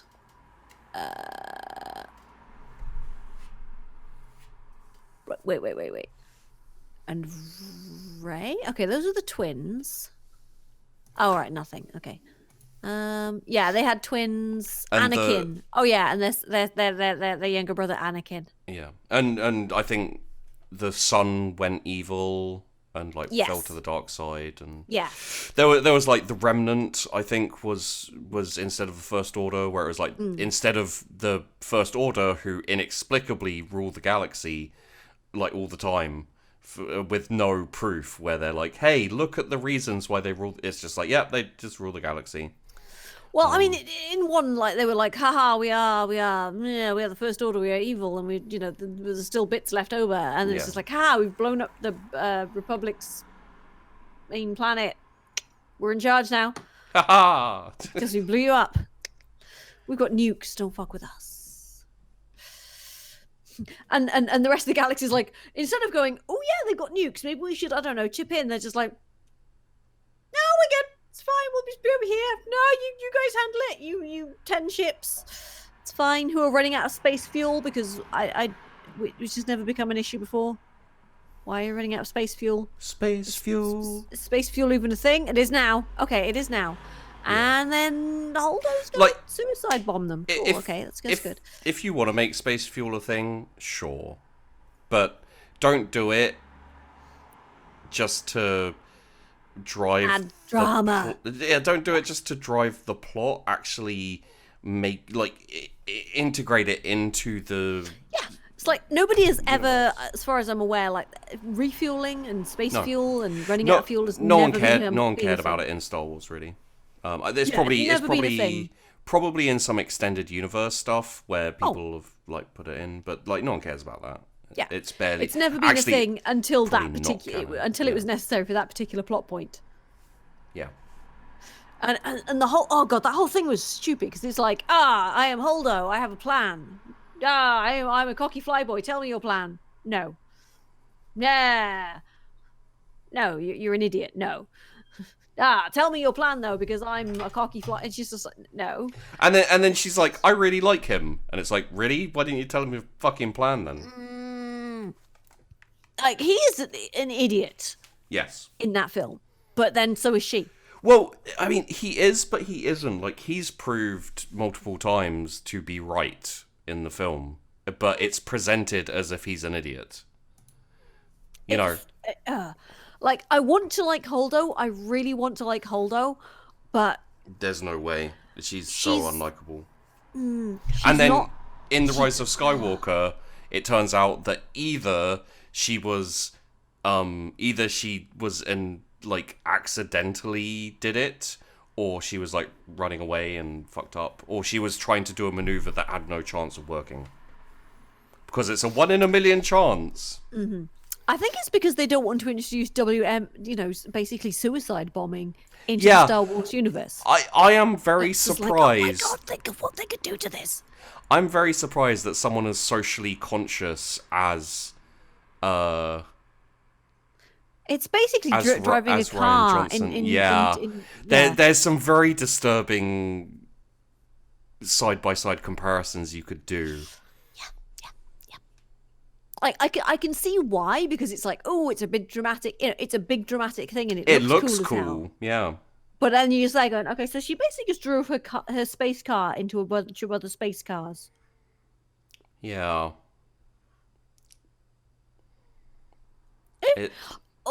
You just think that like either that would be a common thing, because you could just basically just rig a ship to jump into other ships. Put a droid in it. Because, and that's the other thing I have a problem with, is the whole treatment of droids in Star Wars. It's like, are they property or are they people? Because they are sentient and they have, Are they sentient, though? Because they're not always. No, they're not. And that's another problem. Special droids are sentient. Yeah, the ones who sell... The ones who sell toys get personalities. Hey, you gold bitch, you want a personality? You better sell some more toys. Get back out there on the street. I think they were going for the desperate times to call for desperate measures sort of thing. They were, but... Yeah, the entire fucking thing was World War II. It was set somewhere in World War II. Oh, no, Finland. Yeah, space fuel has been a thing since early Star Wars. Yeah, but not in the films, though. Space fuel has never been a thing in the films. Yeah. Like, I don't think anybody's ever gone, oh, we need to stop and refuel, running out of fuel. Oh, we need some more space fuel. Plus, the games don't really count. Yeah. As far as I know, Kyle Katarn, it was never canon. Yeah. What was I gonna say? Yeah, but that whole thing was just like, oh god, why? You know what's funny? We haven't talked about The Rise of Skywalker that much. We keep coming back to The Last Jedi and just shitting on it. Honestly, it's just it's such a so mess. easy to shit on, yeah. Yeah, it was just like the editing's bad, and then the fact they've got horses on a spaceship, they save the well, this is the Last Jedi, but they save the animals but not the slaves. And then they go, now it's worth it. Yeah, that's the horses deserve to be free with the kids. Fuck them kids. Fuck the kids. They're well, let's face it, they have it just as bad as middle class white women. So they don't have it that bad, really, do they? Wait, what? The slaves, they go through the exact same difficulties as you make a Daisy Ridley, Raisy Disley, reference. Yeah. Raisy Disley. Look, I've had one and a half. I have beers. had a drink, and I'm allowed to say Raisy Disley if I like. Fuck you. I always noticed there is a lot of ground crew in the movies when ships land. Oh yeah. Yes. Oh yeah, no, there's totally maintenance and shit like that. But it's one of those things where it was always assumed, and it may have been alluded to, but it was never talked about because no one wants to go, hey, do we have enough fuel to get to this place? How do they always have fuel? It's one of those things where you can suspend your disbelief because it's not addressed. And Rian Johnson went, I don't care about anything else except for my film and what I want to do in my film. So, fuel. And that is basically why the sequel it would have been shit regardless, but it could have worked, and it just doesn't. It feels like two old ladies arguing with each other. No, but Ethel, shush. No, what I was saying was, and then Ray does a thing, right? He just does it really well because he's perfect, practically perfect in every way. Shut up. I mean, how many middle fingers are there to Rian Johnson in The Rise of Skywalker? Because there's Luke. Yeah, but I'd really honestly, Luke just going, oh no, this is a sacred weapon. This is away. You don't throw this away. You fuck like. Wink. My favorite part in The Rise of Skywalker is when Luke turns to the camera and goes, "You don't throw this away, Ryan, you fucking prick." Yeah, he's basically just like, "Hey, this is a sacred weapon. You don't throw this away." And I think that's the forget that I did it in the last film. I think that's the only way that they got Mark Hamill back, is they were like, dude, we're not carrying on with Luke being such a fucking pussy. Like, it could have been interesting if done right, don't get me wrong, but it was literally just to raise Rey up. So it was like, let's just step on Luke so that Rey can, get higher. And also, do you know one thing that JJ or whoever had this idea didn't think about? Mm-hmm. You know how Luke didn't like force projected himself and sacrificed himself to let them get away? Mm-hmm. His spaceship works.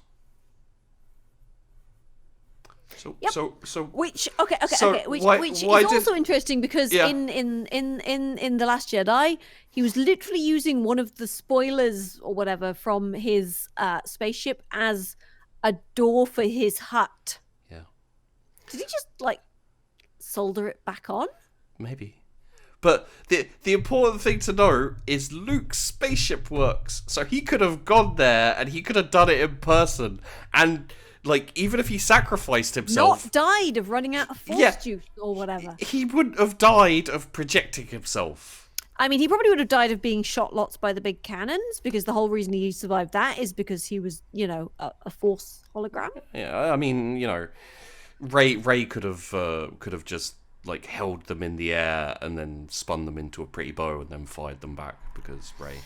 But yeah, I can lift rocks. I can't do lasers. I can only do rocks. I'm not gonna lie. It hurts a lot. Maybe it's just that she can only do rocks. That's her thing. It's like she practices on rocks, but she can't do lasers. Can't do lasers. She practice on lasers. It hurts a lot that that's now canon. That Luke could have gone and helped, but he didn't, because why? Why would he? Why would he go and help? Well, okay. Wait. Were the dice a force projection or not? I forget. Because, like, I know that Kylo Ren turned up, picked up the dice, and was like, dice. Did they disappear or not? I cannot remember. Chat, help me out here. I don't think they disappear, but they didn't. Again, it's something where they didn't show it, so you don't know. It was. No. It was supposed to be. Okay. Hang on. Right, hang on. I need to Google this because, like, okay, if the dice actually stayed, then he teleported them because they were in the Millennium Falcon, and if they didn't disappear, then why you don't think the dice were a projection? How did they get there then? Because Luke handed them to. Yeah. Well, I mean, remember the rain. Oh yeah, but that was the Force bond. I mean, so it's the same principle. So teleportation of is objects possible. Is now a force. It's possible. So what Luke? Hang on.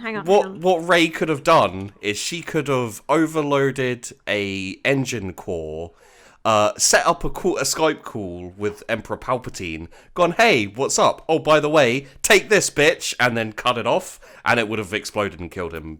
Job done. Yep. Right, hang on. Or even she, like, yeah, you could just have a force call with someone and then just stab them with a lightsaber. Because why not, right? Yeah, hang on, give me a second. Right. I'm just looking up the... No, they were a part of the Force illusion. Right, okay, so the dice that Luke handed to Leia and stuck around after he died were a Force illusion. Why, though? I don't know.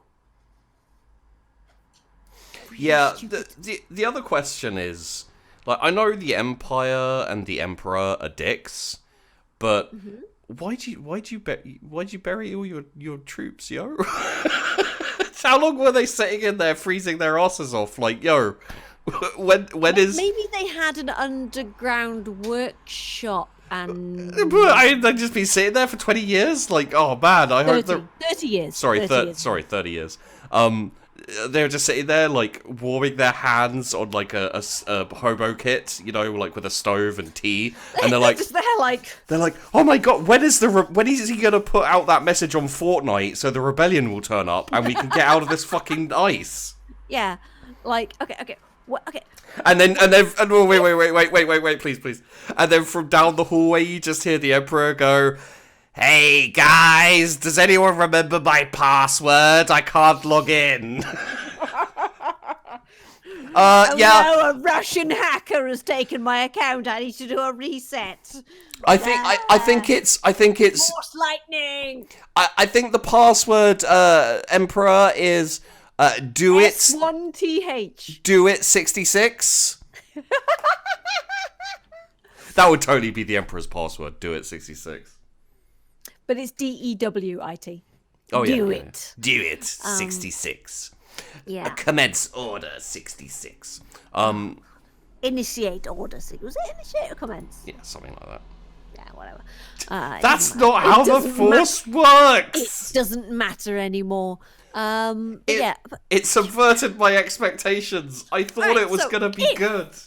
If there was like, okay, so if he didn't just force magic these thousands and thousands of Star Destroyers, Super Star Destroyers, whatever, into being, if there was like two things that could get you there and back, like two Sith navigation doohickeys, right? And one of them had been lost since Rey was a kid. How were they getting materials back and forth? Did they just have the one and they were just like, okay, it's your turn with the Sith navigation doohickey? Well, the better question is... Peachy!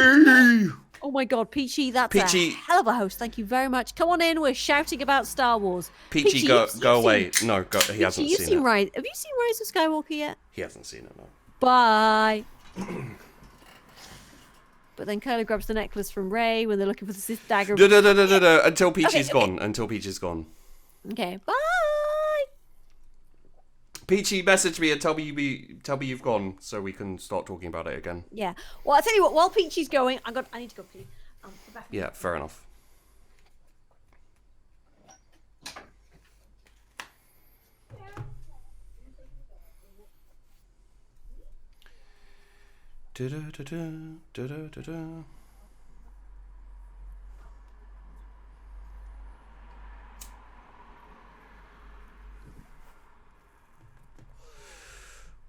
Tell PG to delete his... PG, delete your channel, you fucking nerd.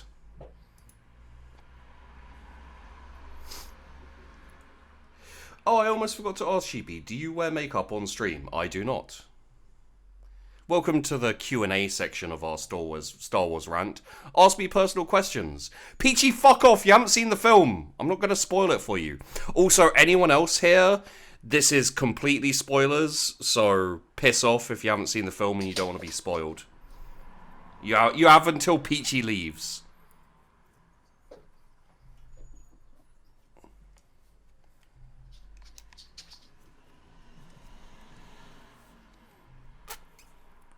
Stop saying bye and actually fuck off, Peachy. Yo, Brad, come and talk about Star Wars, the Rise of Skywalker, and the bottoming out of everyone's lives and fandoms.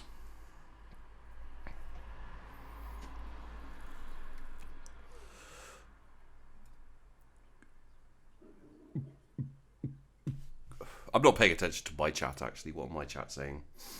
Did you watch The Joker? I think it's out on streaming. I haven't watched The Joker yet. I haven't been in the mood to be, like, sad and depressed, to be honest. So I've been putting it off. Oh, like, when I'm feeling good and I'm feeling, like, you know, able to withstand The Joker, I'll probably go watch it. I've made a decision not to see the film as everything I've heard is bad. Yeah, pretty much. And lo and behold, I have returned. See, the thing is I'm sure Peachy will still watch it. Probably. I mean, it's Peachy. He hasn't, you know, no taste in films or anything. Yeah. Peachy, fuck off! We're talking about the film! Right. Now, see, what happened, right? What I thought was particularly heinous in the film was the bit where... I didn't like the recreation... Wait, Brad resubbed for... Oh my god, did he? Yeah, Brad resubbed. Brad, welcome back, 42 months, thank you. Sorry, I was peeing. I apologise. Spider, etc., etc. I really disliked the like... Love you.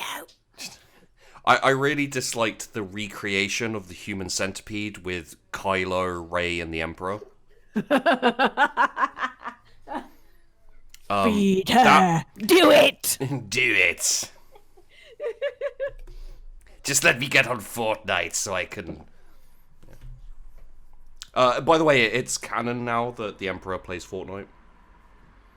Oh god, it is, isn't it? Yeah. Okay, small child is out. It's canon that the Emperor plays Fortnite, and the fact the Emperor has fucked. Yeah, the Emperor fucks. I mean, like... he's just railed somebody super hard. Peachy, okay, love you, bye. Okay, he's actually just... Everybody follow Peachy. Everybody follow Peachy. Everybody follow Peachy. You don't care if you... Honestly, okay, can you compare?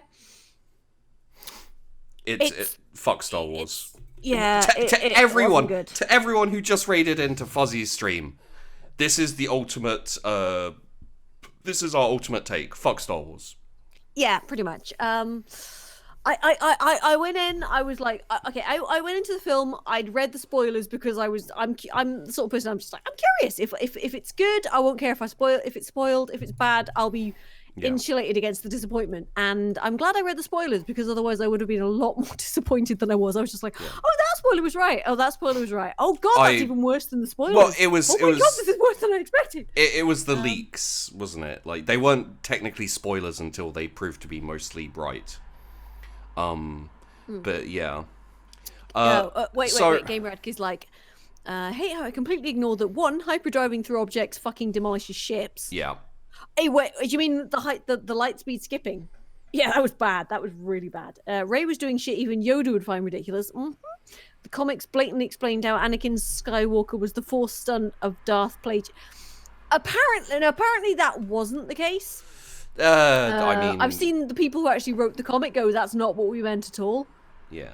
So, yeah. But yeah, oh god. But yeah, the light speed skipping was dumb as shit. It was like, oh yeah, we're gonna just like speed skip. Why? Because it'll look cool. That was the only reason they did it. It's literally cool. the only reason they do fucking anything in Star Wars, apparently. Yeah. Nobody knows what's actually going on anymore. No. It was just a series of like bright, flashy scenes, and it was just like, oh, look at this stuff, look at this stuff, look at it, look. Don't think about the plot. Don't think about the plot. It was. Oh fuck! It was so fucking stupid. What about the ships made out of nowhere? Where was their supply chain? Well, how did they get there? If it's so hard to get to, you need a knife to find a... No, wait, there's two. There's two Sith navigation doohickeys. And they didn't have either of them! 19 years or something. But they didn't have either of them! And also, it's an ancient Sith knife, like an ancient relic, and it's 19 years old? Okay. It's an ancient Sith relic that exactly points to a thing that crashed like 30 odd years ago. Which, of course, never moves in the fucking raging ocean. In fairness, it's big enough that I wouldn't expect it to not move. Are you saying that it wouldn't be corroded by fucking seawater? It's a Death Star, I don't know. Yeah, it's probably made out of unobtainium. Probably, yeah. Yeah, cause burn. Yeah, it was bad. It was bad. Yeah, everybody knows you can just clone ships with the Force. Yeah, I mean, okay. And what was the deal with the Sith cheering squad? Yeah. Who were they? weren't they Snoke's people? Who like No, how did they get there from Snoke? I don't think it was Snoke's people. But yeah, they were just like, it's either I am all the Sith was really literal, the Sith. Look at all these Sith that I am behind me. These are all me. Incidentally. Or he just had fanboys who were like, "Oh yeah, we They just say, going, "Oh, I've got the deluxe Palpatine robe. Look at me, I've got my deluxe Palpatine robe." Really? Rule of two. Mm-hmm. Yeah, I kind of assume that. Well, the rule of two was created after the Old Republic. I think they were all the former Sith, but why? Yeah. Sith are assholes who hate each other. Why would they turn up to cheer a Sith on? They'd be just like, "Fuck you, buddy!"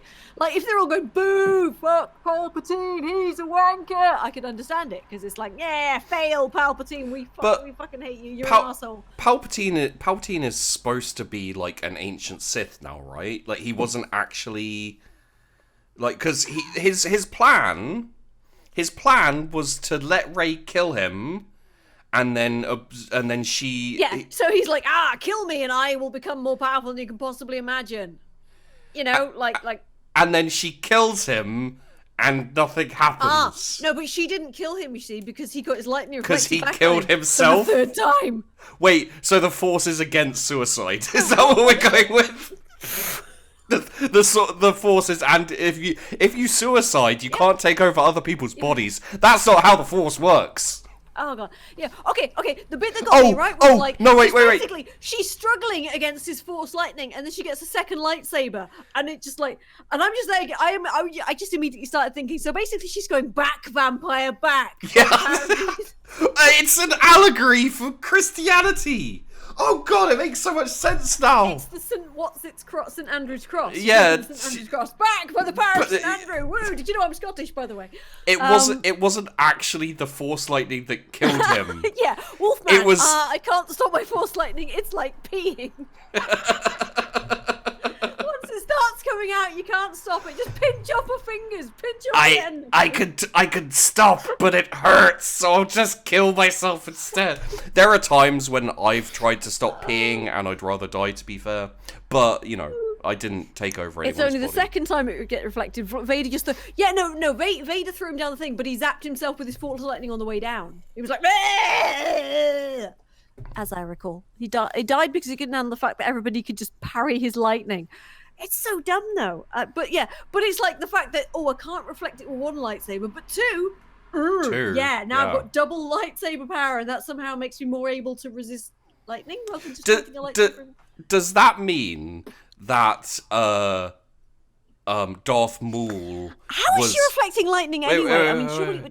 Does that mean that Darth Maul could use his lightsaber like a cannon, and the Emperor could lightning into his lightsaber, and then he fires it like like out the other side? No, is that how the Force works? I don't know. It's like what? How does the physics of Force lightning work? Okay, and the whole thing. Oh, I'm just firing through my sunroof. Don't mind me. Yeah. So, really? Why? Oh, it was so... Force lightning goes through everything. What's his name who played Sidious? Thingy. Yeah. Fuck, I forgot his name. I know who you mean, yeah. He was having it. He's great. Like, he's so much fun with it. He was loving it. But here's my ultimate question. Why didn't he take over her? Is it actually because he basically committed suicide and that doesn't work? It doesn't work that way. I think yeah, because he wasn't struck down in anger, therefore he couldn't do it. He was like, oh, I'm going to do my Sith ritual. I'm sure she wasn't angry at all. Yeah, she looked completely chill and definitely not. Ah! But yeah, I think it was some sort of like loop. He struck himself down actually because he's force lightning himself loophole. Also, he was doing the strike me down. I've done the ritual, and then fucking Ben Solo turns up and he's just like, a force dyad. Actually, I'm going to suck your juice out. Ian McDermott. I feel better now. Now I am rejuvenated and I will kill everybody. Ha ha ha! Oh no, I fucked myself. Never mind. Ian McDermott. Ian McDermott. Yeah. So yeah, I think it's a little bit dumb. I'm Ray Palper Skywalker. Yes. It's a little bit dumb, sure. But it looks pretty when he's lightning all the ships. No, honestly, it looked fucking stupid. Yeah, no, it looks... Even before the film came out, I saw a screen grab of him lightninging, and I was like, I've read this in the leaks, but it's different reading it and just seeing a still image of him doing it, and I'm like, I wasn't down for it before, and now I'm no. Because it sort of went at right angles. Yeah. It was like, Well, it's got to dodge his ships, right? Because he could control it. Yeah. I mean, he can't control it because when it gets reflected, it kills him, and he can't stop. But he can control it so that he doesn't hit other hit like his ships, just their ships. Yeah, absolutely. It's maybe his ships had force lightning resistant. Maybe they were just like, I don't know, coated. They were also made out of Death Star unobtainium. No, they're made out of glass. Well, that's how they power. That's how they power the planet destroying lasers. A brain tumor. They all fly over a planet, and Emperor Palpatine flies lightning from the other side of the galaxy, and it powers up the Death Star lasers, which are now those can fit on. They've been miniaturized because fucking Japanese miniaturize everything, and they now fit on Star Destroyers. So a single Star Destroyer can destroy a world, which means that literally anyone. Why was that just okay? So why anyone Star Destroyer? Any planetary ruler can now become the Emperor because they just put some planet destroy. This universe is fucked. Because anyone who's a little bit of an asshole can blow up a planet now, basically. Yep, pretty much. It's like, you don't think anybody's going to reverse engineer that shit? Yeah. You know, right? After all the Star Destroyers got destroyed and stuff, and blah blah blah, and the rebellion is like, yay, we won! There's going to be fucking scientists and engineers going like, right, it's fucking, portable Death Star bullshit? Yeah, let's have this. Yeah, cool. We've got WMD now. WAMs. Yeah, WAMs. Weapons of mass destruction. Weapons and mass destruction. That's... Just, yeah. Oh, fucking hell, this is just unforgivable the more you talk about it, isn't it? Yeah. Yeah, and there are people who like it all you want. Don't defend it. There's no defense for this shit. It was just like I sat through the entire film and I was just like, I had no emotional reaction to anything. Yeah. And normally in a film, I'm just like, this is pretty good. That's funny. Yes, that's cool. And I was just there like, this seat is really uncomfortable. Seriously, this seat is incredibly uncomfortable. There's a lot of shit happening on the film, but I'm really more interested in how the fact that my seat is very uncomfortable and like my hips are kind of getting a bit uncomfortable. I was literally just there going, this is just literally the only time I had any reaction to the film was the bit where fucking Adam Driver's there, like he's like, I'm Ben Solo, and he's just there going, he gets the lightsaber and he's just like, to the Knights of Ren. I was just like, that's a really, okay, that says a lot with a little shrug. That's very Han Solo. I like that. And then it was just like, I did see the clip of C-3PO being like, I'm fine, no one asked, but which did make me laugh. He was just no, I don't particularly like C-3PO anyway. No, yeah, it's But should we talk about how Rey used the death of her master and enemy's mother to murder? Oh yeah. It's like, okay, so Leia dies in order to distract her son because she wanted to save him, right? Well, we don't know that. It was just like, oh, she knows what. It's like literally you've just. She knows what she's doing. Goggle Eyes, what's her name? Basically narrating like, oh yes, Leia knows there is only one thing to be done now, and she's basically narrating Leia getting led away by somebody, and it is just like she knows what she must do, and then she dies. To distract her son, so that Rey can stab him. Yeah. While he's distracted. That's super light side, right? Well, I mean, fair play to them. They didn't have much to work with Carrie Fisher because Carrie Fisher died. Honestly, they should have fucking just been like, by the way, Leia died on the way back to her home planet between sequels. Yeah. She will be missed and have a big fucking funeral scene for her. Start with the funeral scene, make it decent. Right? Have Luke's Force Ghost show up and like no one can see him except for maybe Rey if you insist, and then just get on with the fucking film. Yeah. But they had to train Rey because Rey's not a Mary Sue. Rather than having Leia be some fucking lurching digital fucking Disney animatronic. Yeah.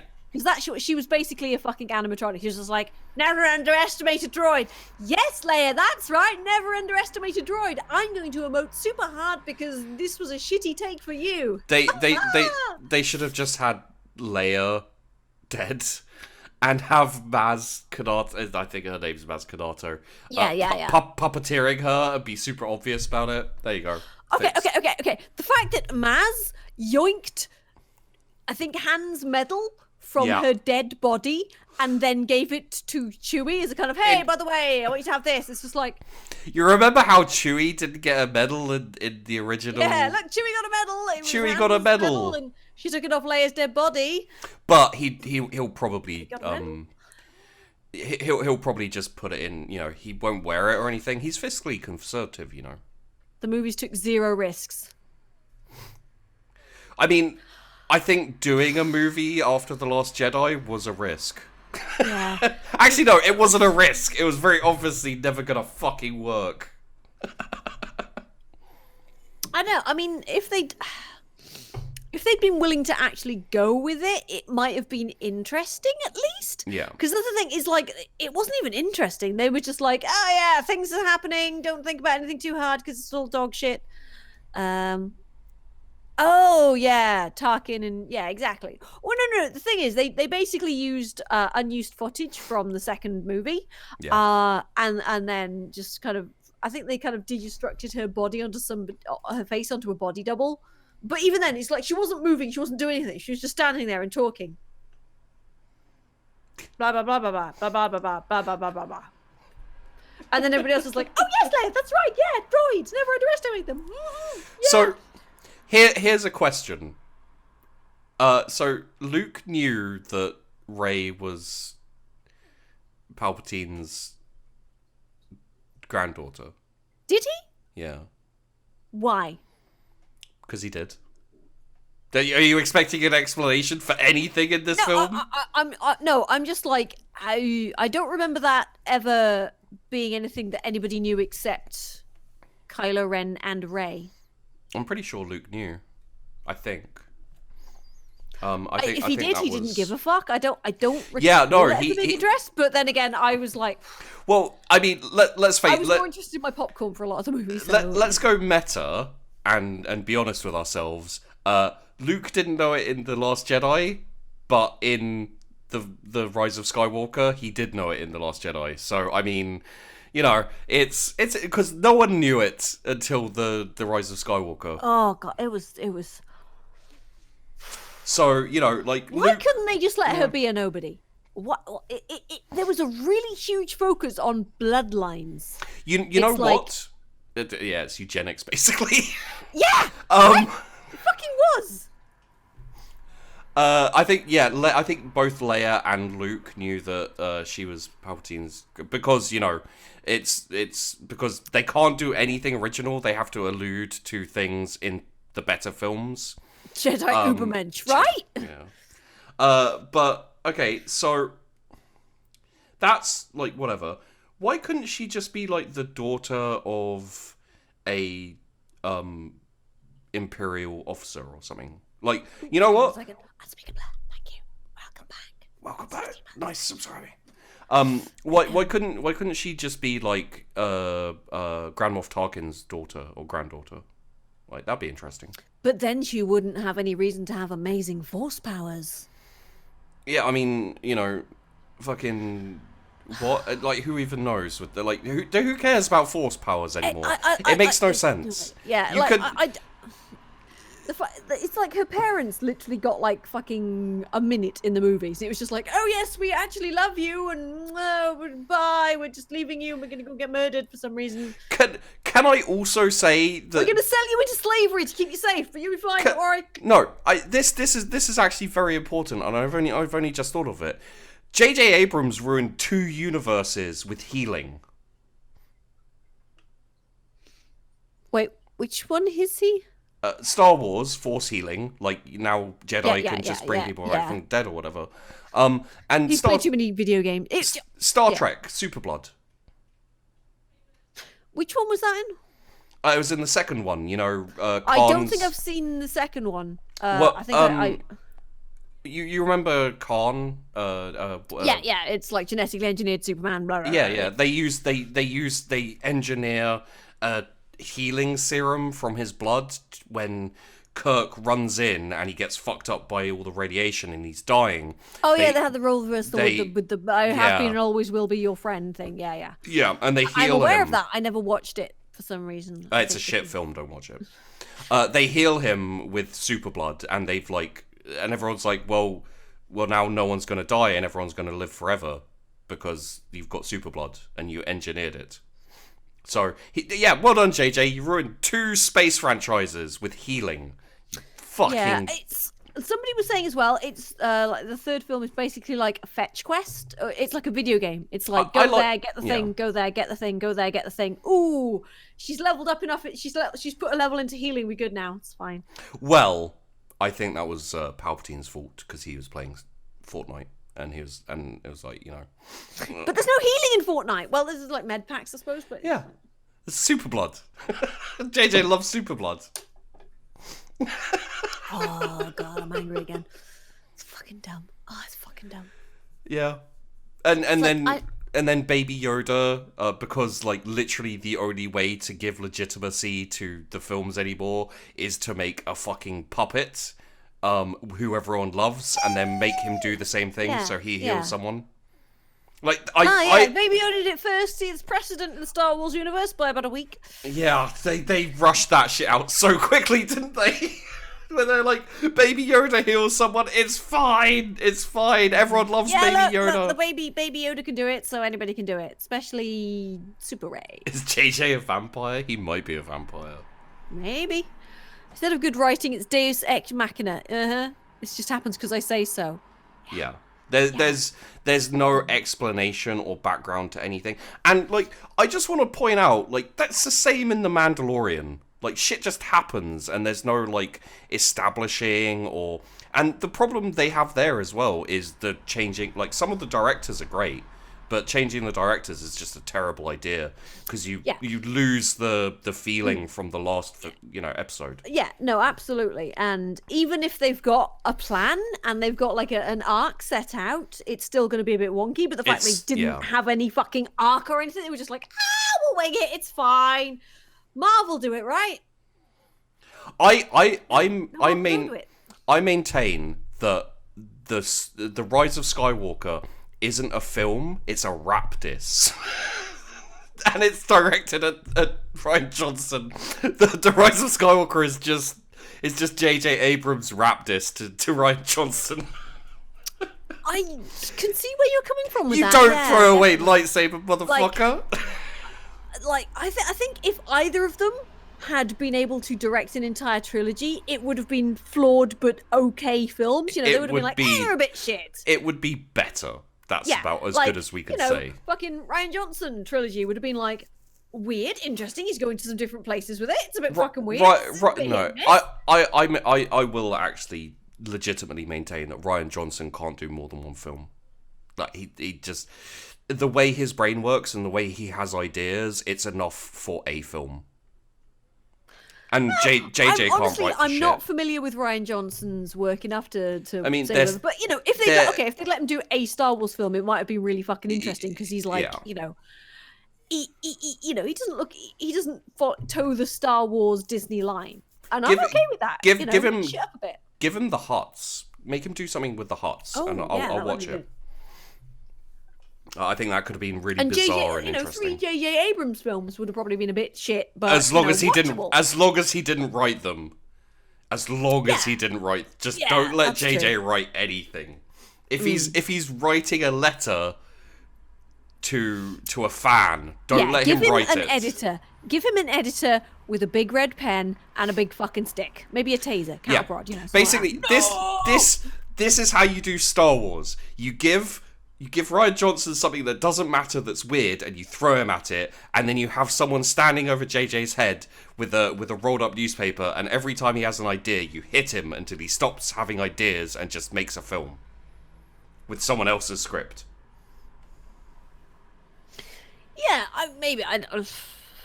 probably, but like I think it was just the mix of directors was just fucking. Yeah, it was like oil and water. It was like an Irish car bomb. Yeah. It was just like curdled. Nobody wants to drink it now. It's bad. Sorry, I still have horrors about being forced to drink an Irish car bomb once. Yeah, it is a little bit like Lucas.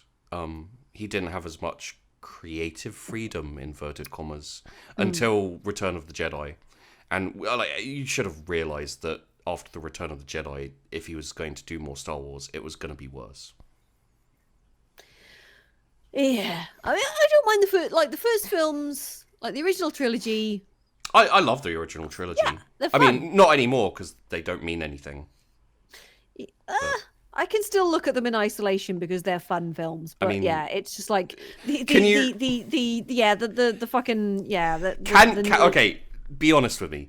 Can you watch the finale of the Return of the Jedi where they're having the space battle and the Death Star is like fucking all of those ships up, and not think, why don't they just use the Holdo maneuver? I mean, it's a 1 in a million chance, but what if it works? I mean, it's worth sacrificing one of those ships, which is going to get blown up anyway, to destroy the Death Star, right? Welcome to Star Wars. We love it. Yep. I mean, you wish they'd stop doing this baton pass experiment with Star Wars? Yeah. Can you watch Anakin's death scene in Return of the Jedi after he's thrown the Emperor down, and like completely pointless. And he's like it's all worth it because I get to see your face, and then Emperor Palpatine's like, I'm not dead, I'm all of the Sith. I'll be back. You should know this! I would have away with it if it wasn't for you pesky Skywalkers! I'm just going back to the Sith homeworld, which isn't actually the Sith homeworld, because it's called Korriban, you cunts! Yeah, it wasn't it was, what was it called? It was... Exegol or something like that. Exegol, which sounds like pile medication. I mean Exegol sounds what someone called Barry, who's a goth, would call himself, as like a 16-year-old moniker. Sorry, I just remembered my friend. I am not Barry, I am Exegol. My friend changed his name to Veer Kevorkian when by deed poll. Fair enough. When I was younger. Oh dear. Hang on, I must Google this now. You know what I'd really like is if at the end of The Rise of Skywalker there was a they found the Force, and the Force was this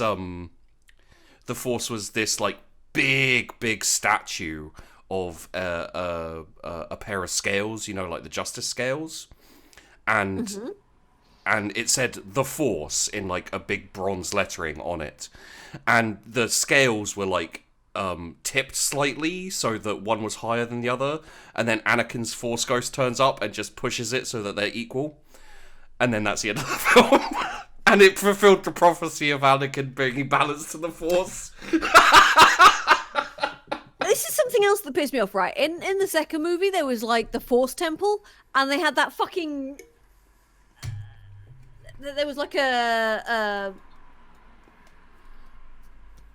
inlay. There was a picture basically of like one being bringing balance to the Force. Yeah. Like it was like they had this whole yin yang thing going on, right?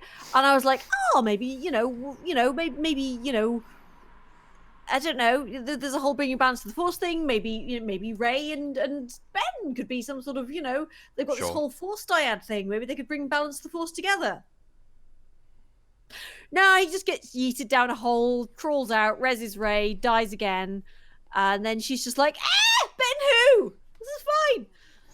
Back, vampire. Canonically as well, right? If there's a Force bond, if one member of the Force bonded pair dies, it's supposed to be like basically losing a limb and the other person is maimed for life. Yeah, but Rey is a bit stronger than that, I think.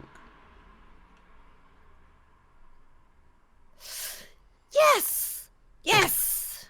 I don't know why, because it's never explained.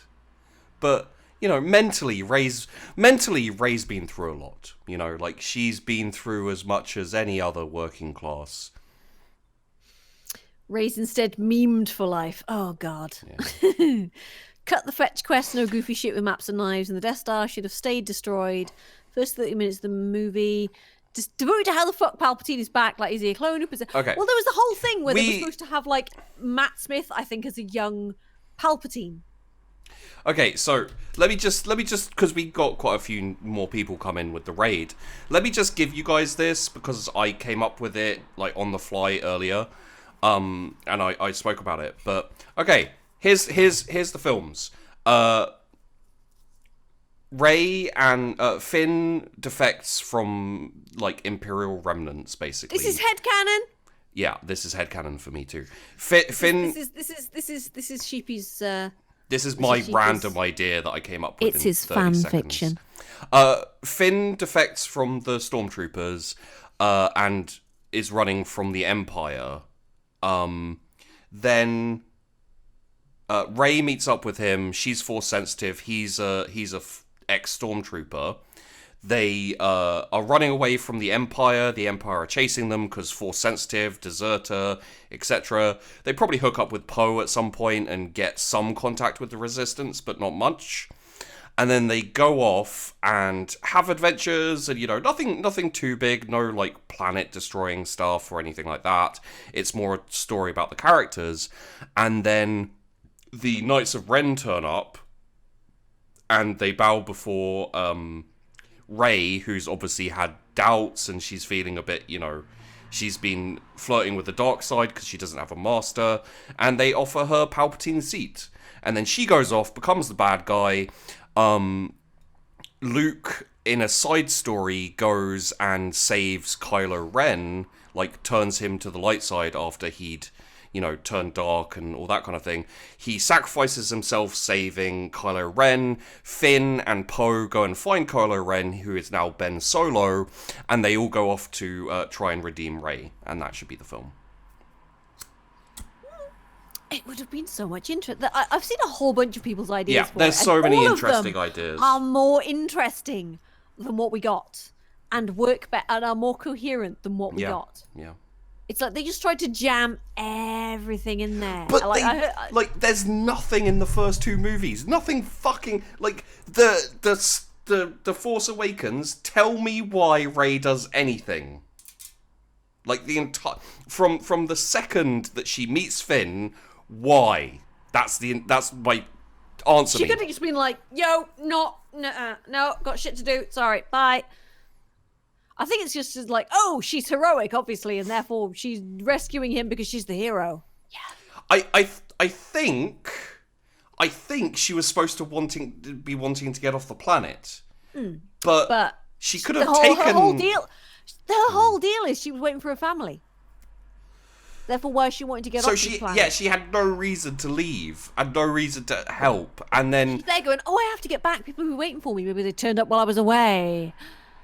None of it makes, the entire premise is broken.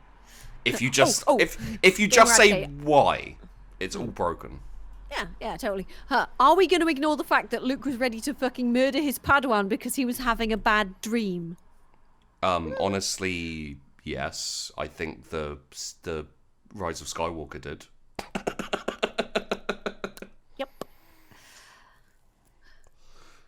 Did she just want to get off? Yeah, I mean, all you need to say for The Force Awakens, for everything that happens, is why.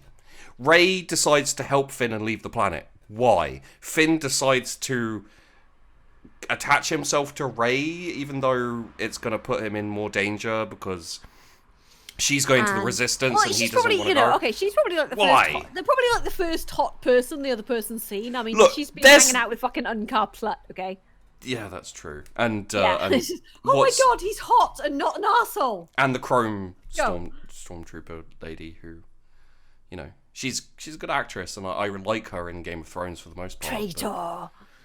And I find it funny that the thing they tried to sell really, really hard, like the Chrome Stormtrooper, was less popular than the Stormtrooper with the sparky stick. who's like, aha, spark! Traitor! That was cool. That was cool. I like that. It was a cool action film. No, we're not talking about artists. We're talking about Star Wars. We're talking about Rise of Skywalker. I can talk about The Witcher. Abound. The Witcher is better than The Mandalorian. Toss a coin to your hands Jedi. Down. Hands down, The Witcher is better than The Mandalorian. I like them both equally, but why? I mean, okay, I'm gonna The Force Awakens you. Why do you like The Mandalorian as much as The Witcher? Because I like the characters. Like, I have problems with I have some issues with The Witcher. I have some problems with The Witcher just because of like some slightly odd shit they pulled with the characters, and the fact that Ciri's arc for the first series is basically just a lot of running around in the woods and being like, I'm gonna meet up with Geralt at some point. This is fine. I'm just gonna run around, and we're gonna have a lot of shots of my face looking worried. Okay, let me ask you something, and I'm not trying to be a dick. Mm-hmm. Which characters did you like in The Mandalorian, and why? I like Baby Yoda because he's adorable. He's a meme. I like The Mandalorian because he's fun. He has no character. I like Cara Dune because she was like, because she's fun. a badass woman. She's fun.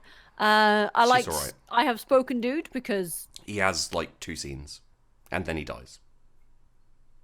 No, it's a whole. I mean, there's that fucking whole montage of him rehabilitating fucking. That was a montage.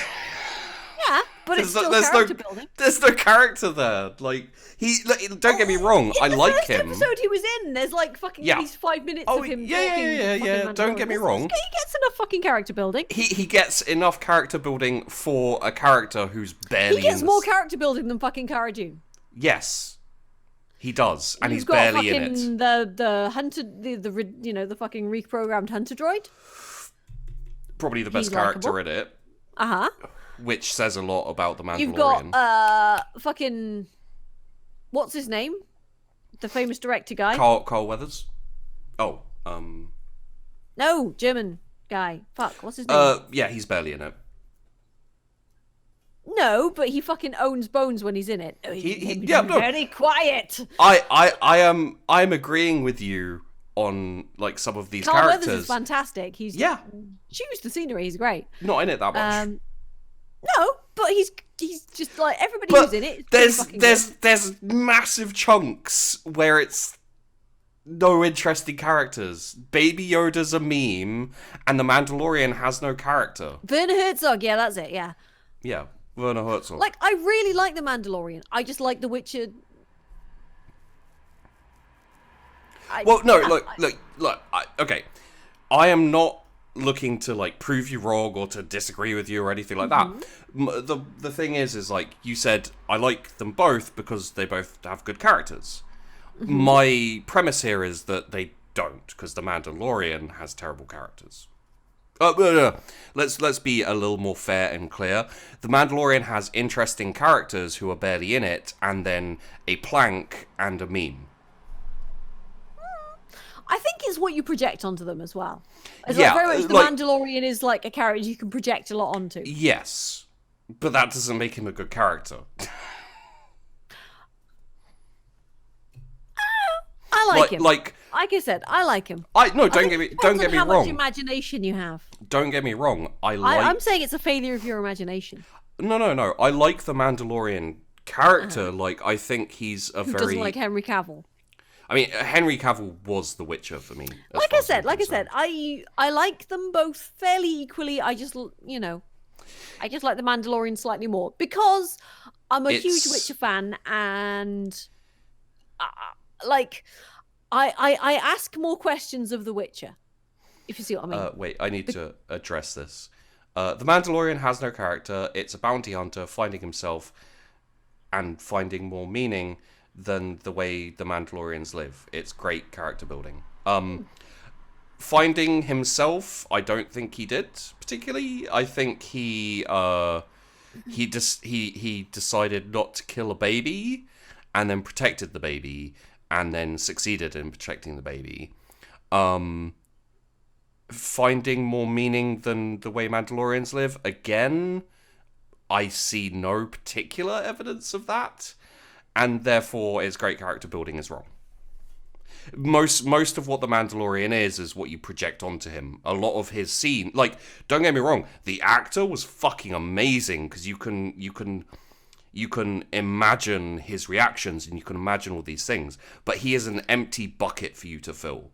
There's nothing there. The funny bit about that is it's a lot of it isn't fucking Pedro. What's his name? Like the guy who's actually credited. A lot of it is actually John Wayne's grandson. Oh, really?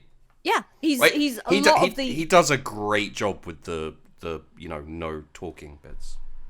Like the Mandalorian's like the physical acting is fucking amazing. Yeah, but it doesn't. A lot of that is John Wayne's grandson. It doesn't it gives him character, but he doesn't have a character. Like there's not. What do we know about him except for he dislikes droids and wants to protect Baby Yoda? I mean, that's pretty much it. He's got a lot of childhood trauma going on. Which is he hates droids. And, his parents were murdered, and he's, like, obviously super fucked up about that. And that's why he's so big into the Mandalorian thing, because it's like, oh, Mandalorians saved me, and therefore I fixated on Mandalorians as being, like, the thing. But there's no real evidence of that. Like, there's no character. Did you see his flashbacks? I mean, sure. Yeah. So, the problem is, and we're kind of going into me shitting on the Mandalorian, which I'm going to be doing in the next Droppod, but whatever. By the way, Fuzzy, if you want to... Yeah, you know what? I will argue with you about The Mandalorian. Yeah. Yeah. On the next drop pod. If you want to come on the next drop pod, because like from what I can tell, Brad didn't like the last episode, and I assume Peachy is going to.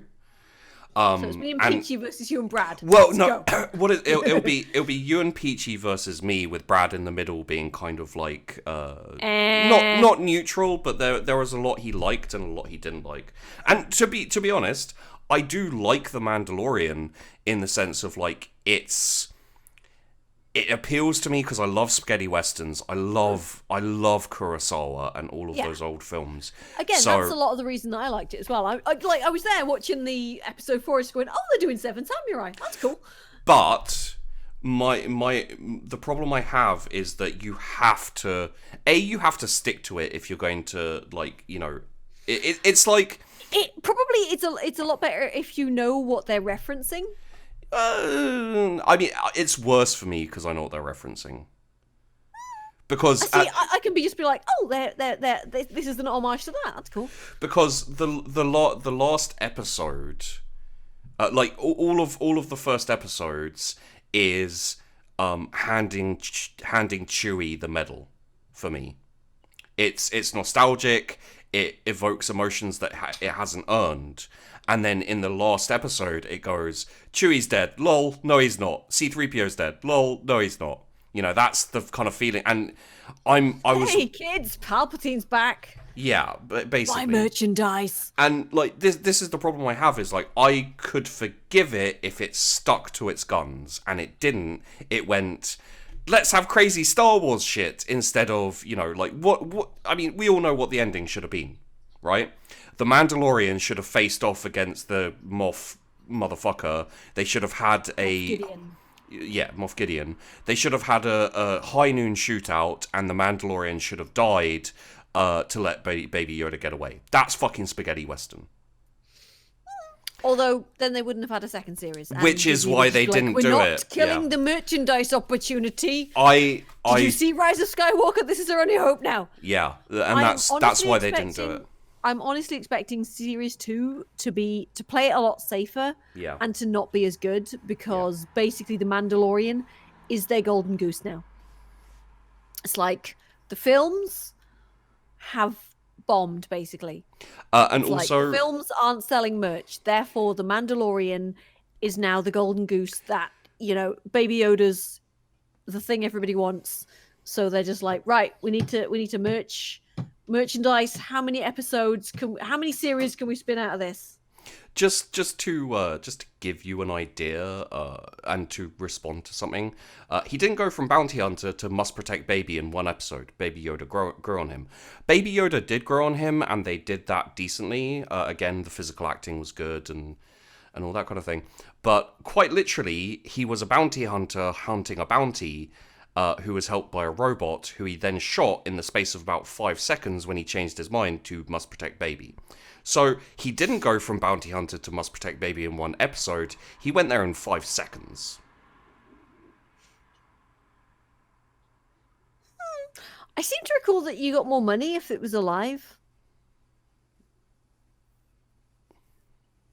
I mean, again, let's not get onto the bounties, because then we'll get into the assassin character and why they just left her there, because apparently it was alive, not dead. Okay. Right. So the person that walked up to her had spurs. The only other character we've seen who has the spur noises when he moves is the Mandalorian.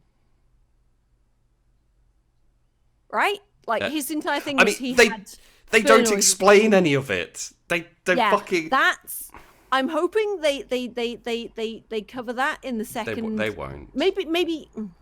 The only reason she was left there is so she can bring them. They can bring her back if she's popular. They tested her out. They threw her out there like, hey, can we make toys out of this? Should we bring her back? Speak with your wallets, motherfuckers. Jesus. Maybe, but like I'm hoping that they do something cool with her into, like, maybe the Mandalorian went back for her and handed her in because of the bounty. I don't know. That is a dangling plot string that I hope they do something with, otherwise I will be annoyed. Or they'll just be fobs. Tracking fobs. Yeah, tracking fobs. We have no knowledge. There are no tracking fobs. Do not remember the tracking fobs. Look at the baby Yoda. I'm gonna put something up on my stream and my video because this is basically summed up of my feelings. Where the hell is this? What are you putting out, and can you link it to me? Yeah, I'm gonna send it to you. Because I'm too lazy to look at your stream. Oh, thanks. I'm looking at yours. Wow. Okay, you know what? Fine, I'll look at your stream. No. I'm sending it to you. So demanding, Sheepy. Oh my god. Look at my stream. Notice me, senpai. I'm joking. That was mean. I'm sorry. Very, very mean. I'm horrible. We know this, right?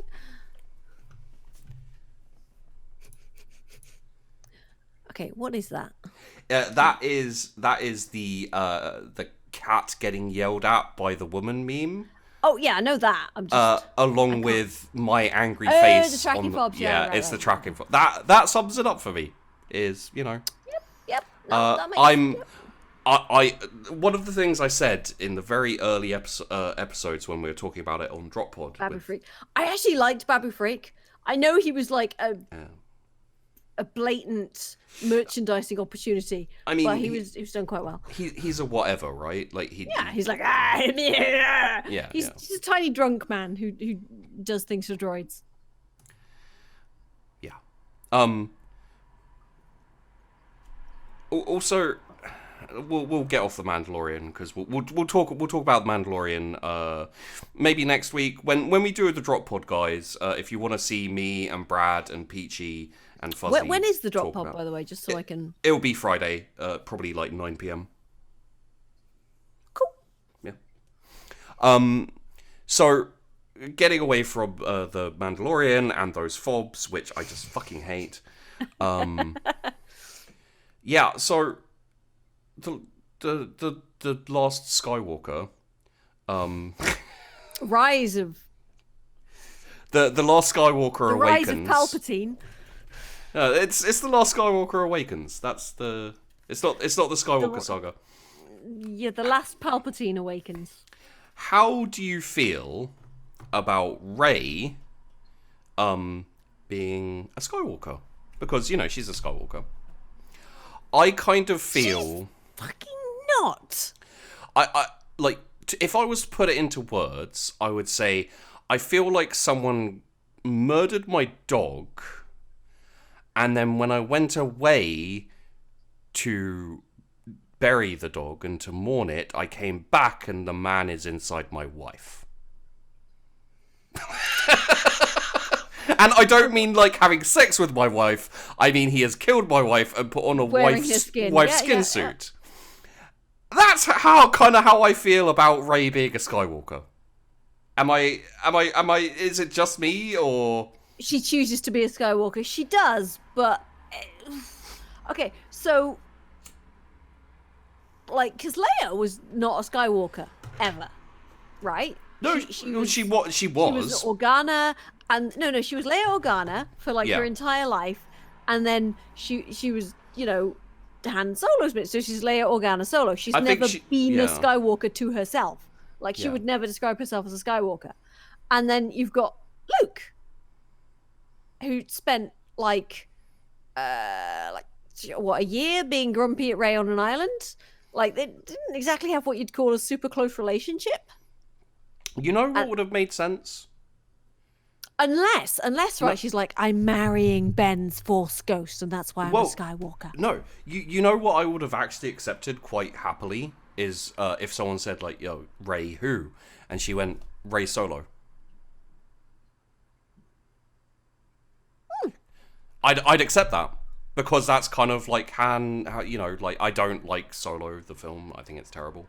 I haven't seen it. Peachy loves it, but. If she went with Rey Solo, I'd actually be okay with that because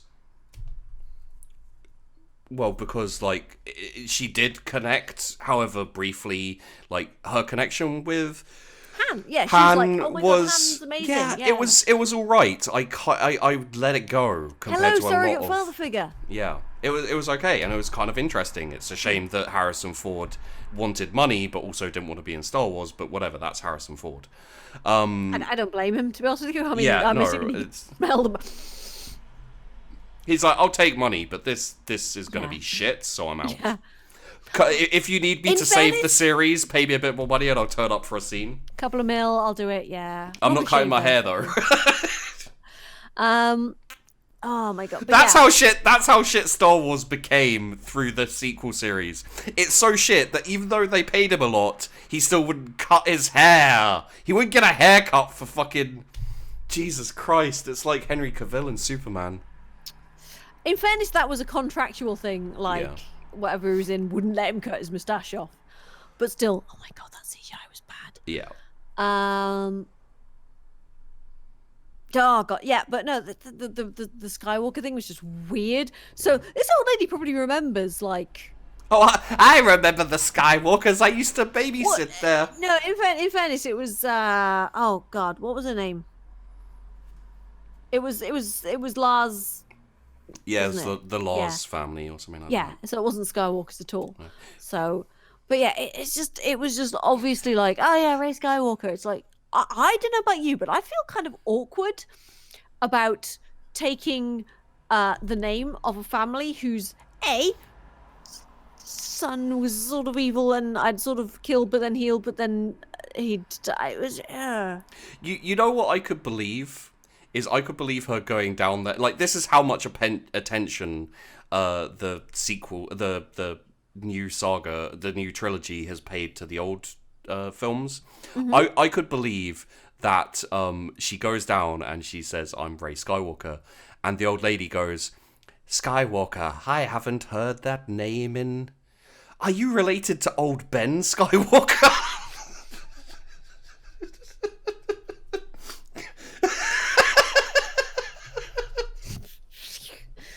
Oh dear. Oh god, it hurts. Oh. Yeah, the origin in the Skywalker in Ben had no dad. Oh, we know. Oh no, he does. Palpatine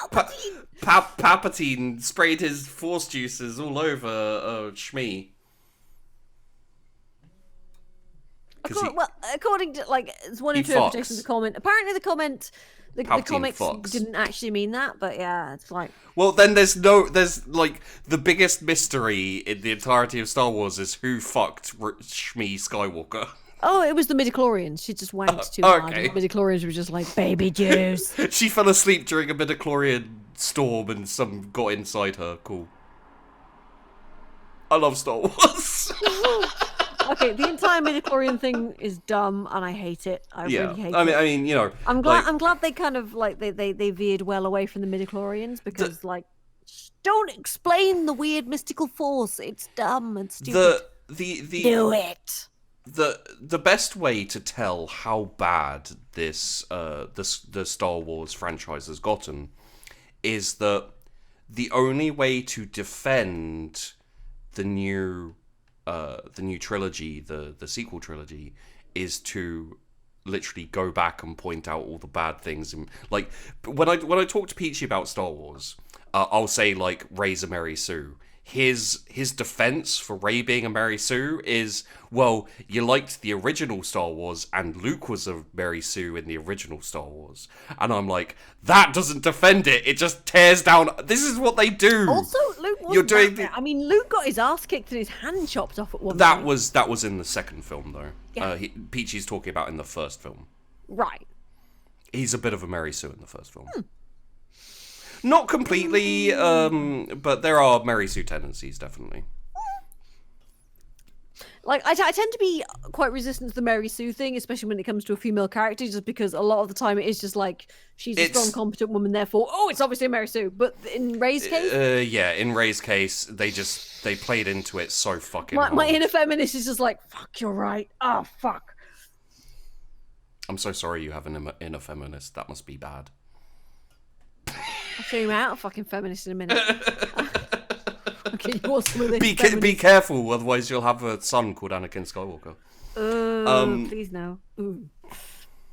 So yeah, everyone's a Palpatine and a Skywalker. It basically turned into Game of Thrones, the Lannisters versus the Starks.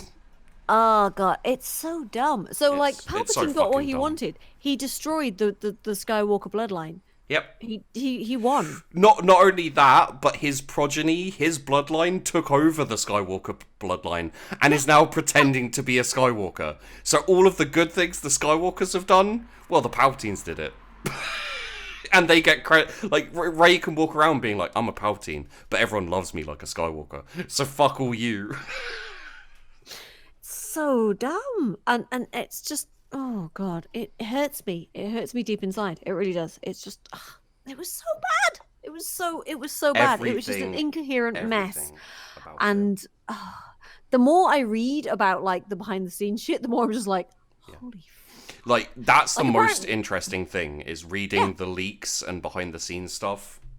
This is the only reason I'm still reading about the film, is because like all the drama's really interesting. Yeah, I'm loving it. I'm just like, oh, this is better than the film. This is fucking hell, really? Jesus. Okay, well that's okay. It's like apparently there was like it was a 3-hour edit, and or was it apparently they had an edit of the first edit of the film. They showed it to a test audience and they hated it so much. Disney was just like, nope, we're gonna redo everything. Oh, I can't remember how it ended differently. Was it like they was apparently still editing it a week before the premiere? Rey eliminated the Sith. How did Palpatine win?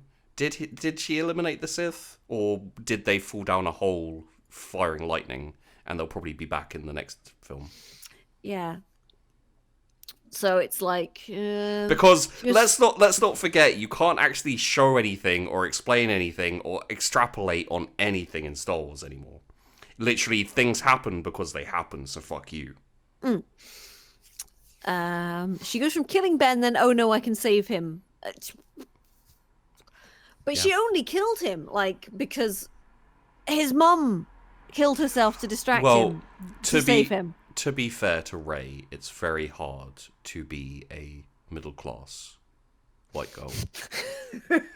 It's much harder than being a working-class kid from Peckham. Much harder. Or just well, it's not even harder. It's the same. It's basically the same.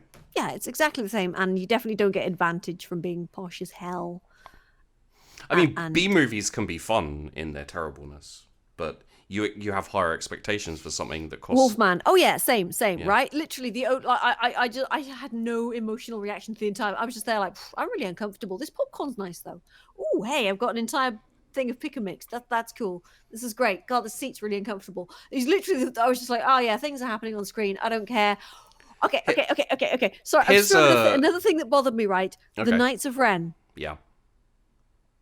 Did nothing. Yep. Like, I mean, there's the one point. Did anyone do anything aside from Rey? No. But the Knights of Ren, right, especially bothered me because they had this thing. They were framed as this big dramatic threat. They were like, they're on the desert planet, and the Knights of Ren are standing on a thing, and there's a big helicopter shot circling them. And we're all like, ooh, we're badasses. And then you don't see them again.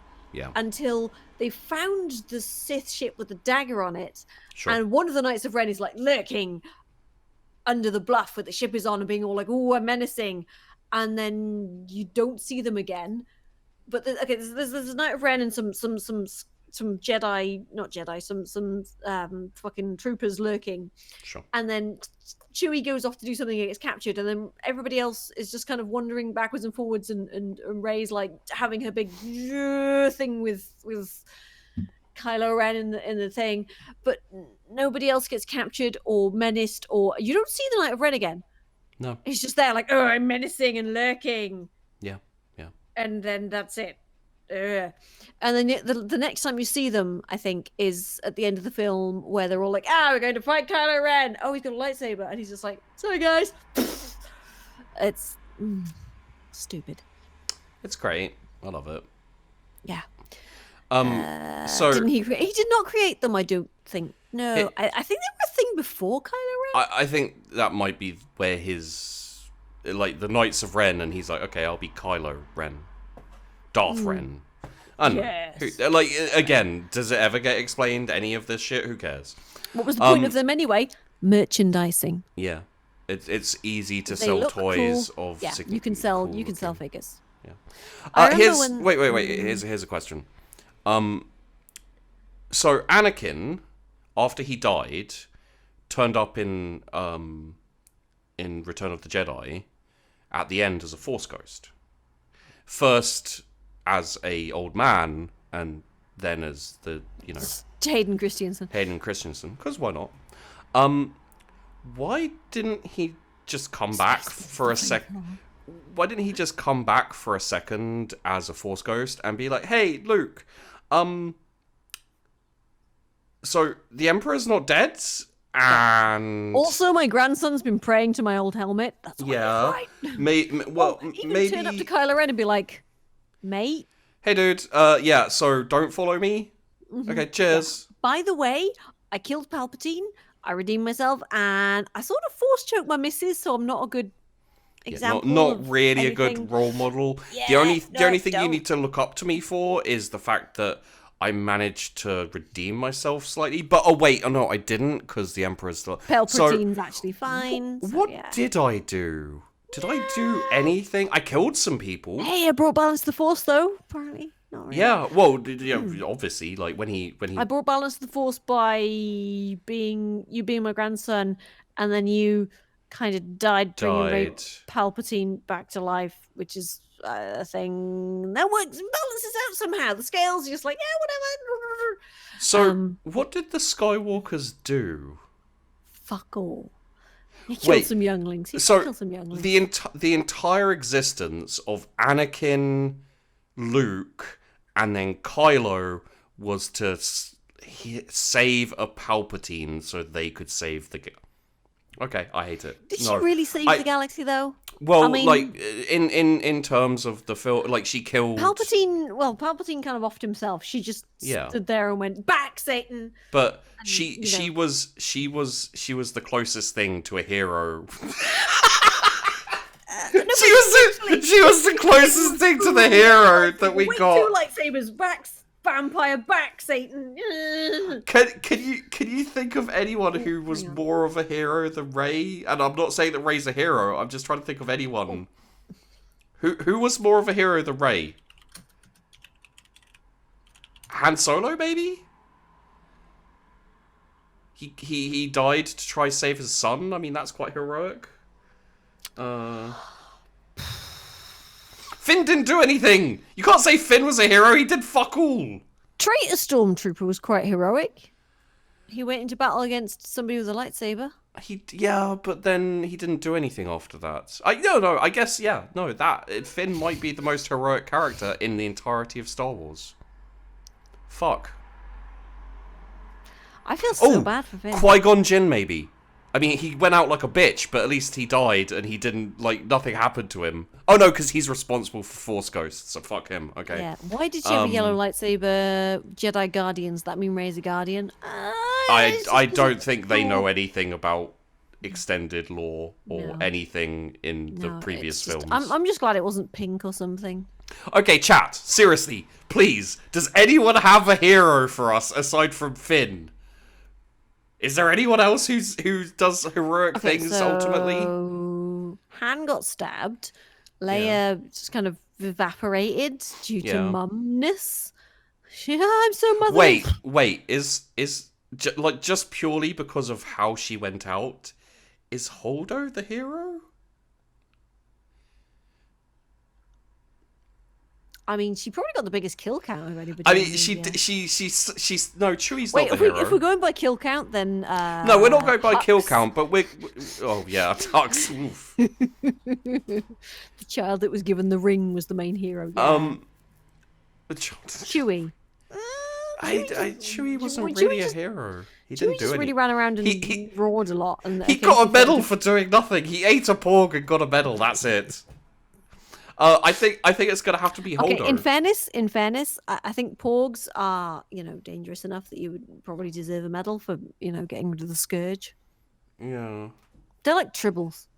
I mean, they are like tribbles. Okay. Let's look at it this way.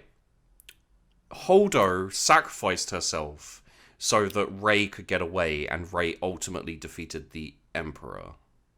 or Rey was responsible for the Emperor's death because she could hold lightsabers. So, technically, that might... Because they would have died without that maneuver, right? I think, as I remember. Yeah, because they were running out of space fuel for the first time ever in all 9 films. So, I think ultimately, it might be Holdo. Wait, Palpatine was the real hero because he killed the Emperor with lightning. I mean, I'd be willing to go along with that, honestly. And, you know, he... like, the heroes survive and his bloodline survives. So, he lives through while the Skywalkers will be basically forgotten. Oh no, Palpatine's the hero. Yeah, Palpatine might be the hero. All he had to do was stop the lightning, and he was like, "No, I am the hero!" Also, he did kill a lot of Sith with that lightning. He did. He killed a lot of his own, he killed a lot of his own men the whole time. He might have the highest kill count for the Empire soldiers. He wasn't the hero deserved, but the hero we need. Oh God. If this drop pod has led us to the conclusion that Palpatine was the hero of the Skywalker saga, I'm gonna be so upset. But I may prefer it to it being Holdo, because I don't think Finn can really count enough to be. I really counted. wanted to like Holdo, but I hate Holdo. Just. Oh wait! No! Lando. He made everyone come to fight. He was a taxi driver, but he got everyone there. How? Okay, so I'm thinking dick pics. No. He was responsible for setting back the Empire, the Empire, because he blew up the Death Star, the second Death Star, and then he helped Rey get to letting Palpatine kill himself. So he was the vehicle for the Emperor's defeat, and he delayed the Empire long enough for Rey, which made Palpatine do the lightning, and then Rey and he reflected the lightning back on Palpatine. Yes, Lando's the hero. There we go. But then he's, according to the editing in the film, he skeezed on a teenage girl. Well, no, because without the editing, she was actually supposed to be his daughter. It's just the editing made it look weird. Yeah, but look, he's a hero, okay? He's allowed to be skeezy. Also, oh God, have you seen his interviews? Have you seen what's his name? The actor's interviews? Yeah, he Oh. Yeah. I thought I had brain fog, Jesus. But I loved seeing him in the clips. He seemed to be having a great time, and so you know what I'm gonna say? I'm gonna say Lando was the hero, and it was nice to see Billy D. Williams just having fun on Star Wars. It's worth it just to see Billy D. Williams have a little fun on Star Wars. I like it. I hope he got some good money out of it. I'm sure he did. Yeah, sure he did. But yeah, he got enough money. And he was just like, He got enough money for some nice brain pills. There we go. That's. But yeah, anyway, I have to dip now. Yeah, no, we should end this. Yeah, it's like, Jesus Christ, it's 10:30. Yeah. Well, yeah, this is how Droppod goes. It's like we'll do like an hour, and then we do like how long did we do? We did 3 hours. Yeah. This is why I was suggesting we wrap up Raft a bit earlier, because I knew we'd go on for ages. We could probably talk for about 6 more hours about this, to be honest. I could go all night. Yeah. Wait, no. I could talk all night. But I think it's there is a small child, so. Oh yeah. So guys, if you want to watch the entirety of this, you can check out my YouTube. The video will be up in a day or so. Check out Sheepy's YouTube. Yes. Yeah. Next week, possibly on Friday, or the week after on Friday, we'll be doing The Mandalorian, where Peachy and Fuzzy will shout at me while I insist that The Mandalorian is shit. So that's going to be fun. And yeah, thanks for watching. Hope you all enjoyed, and see you next time. Bye.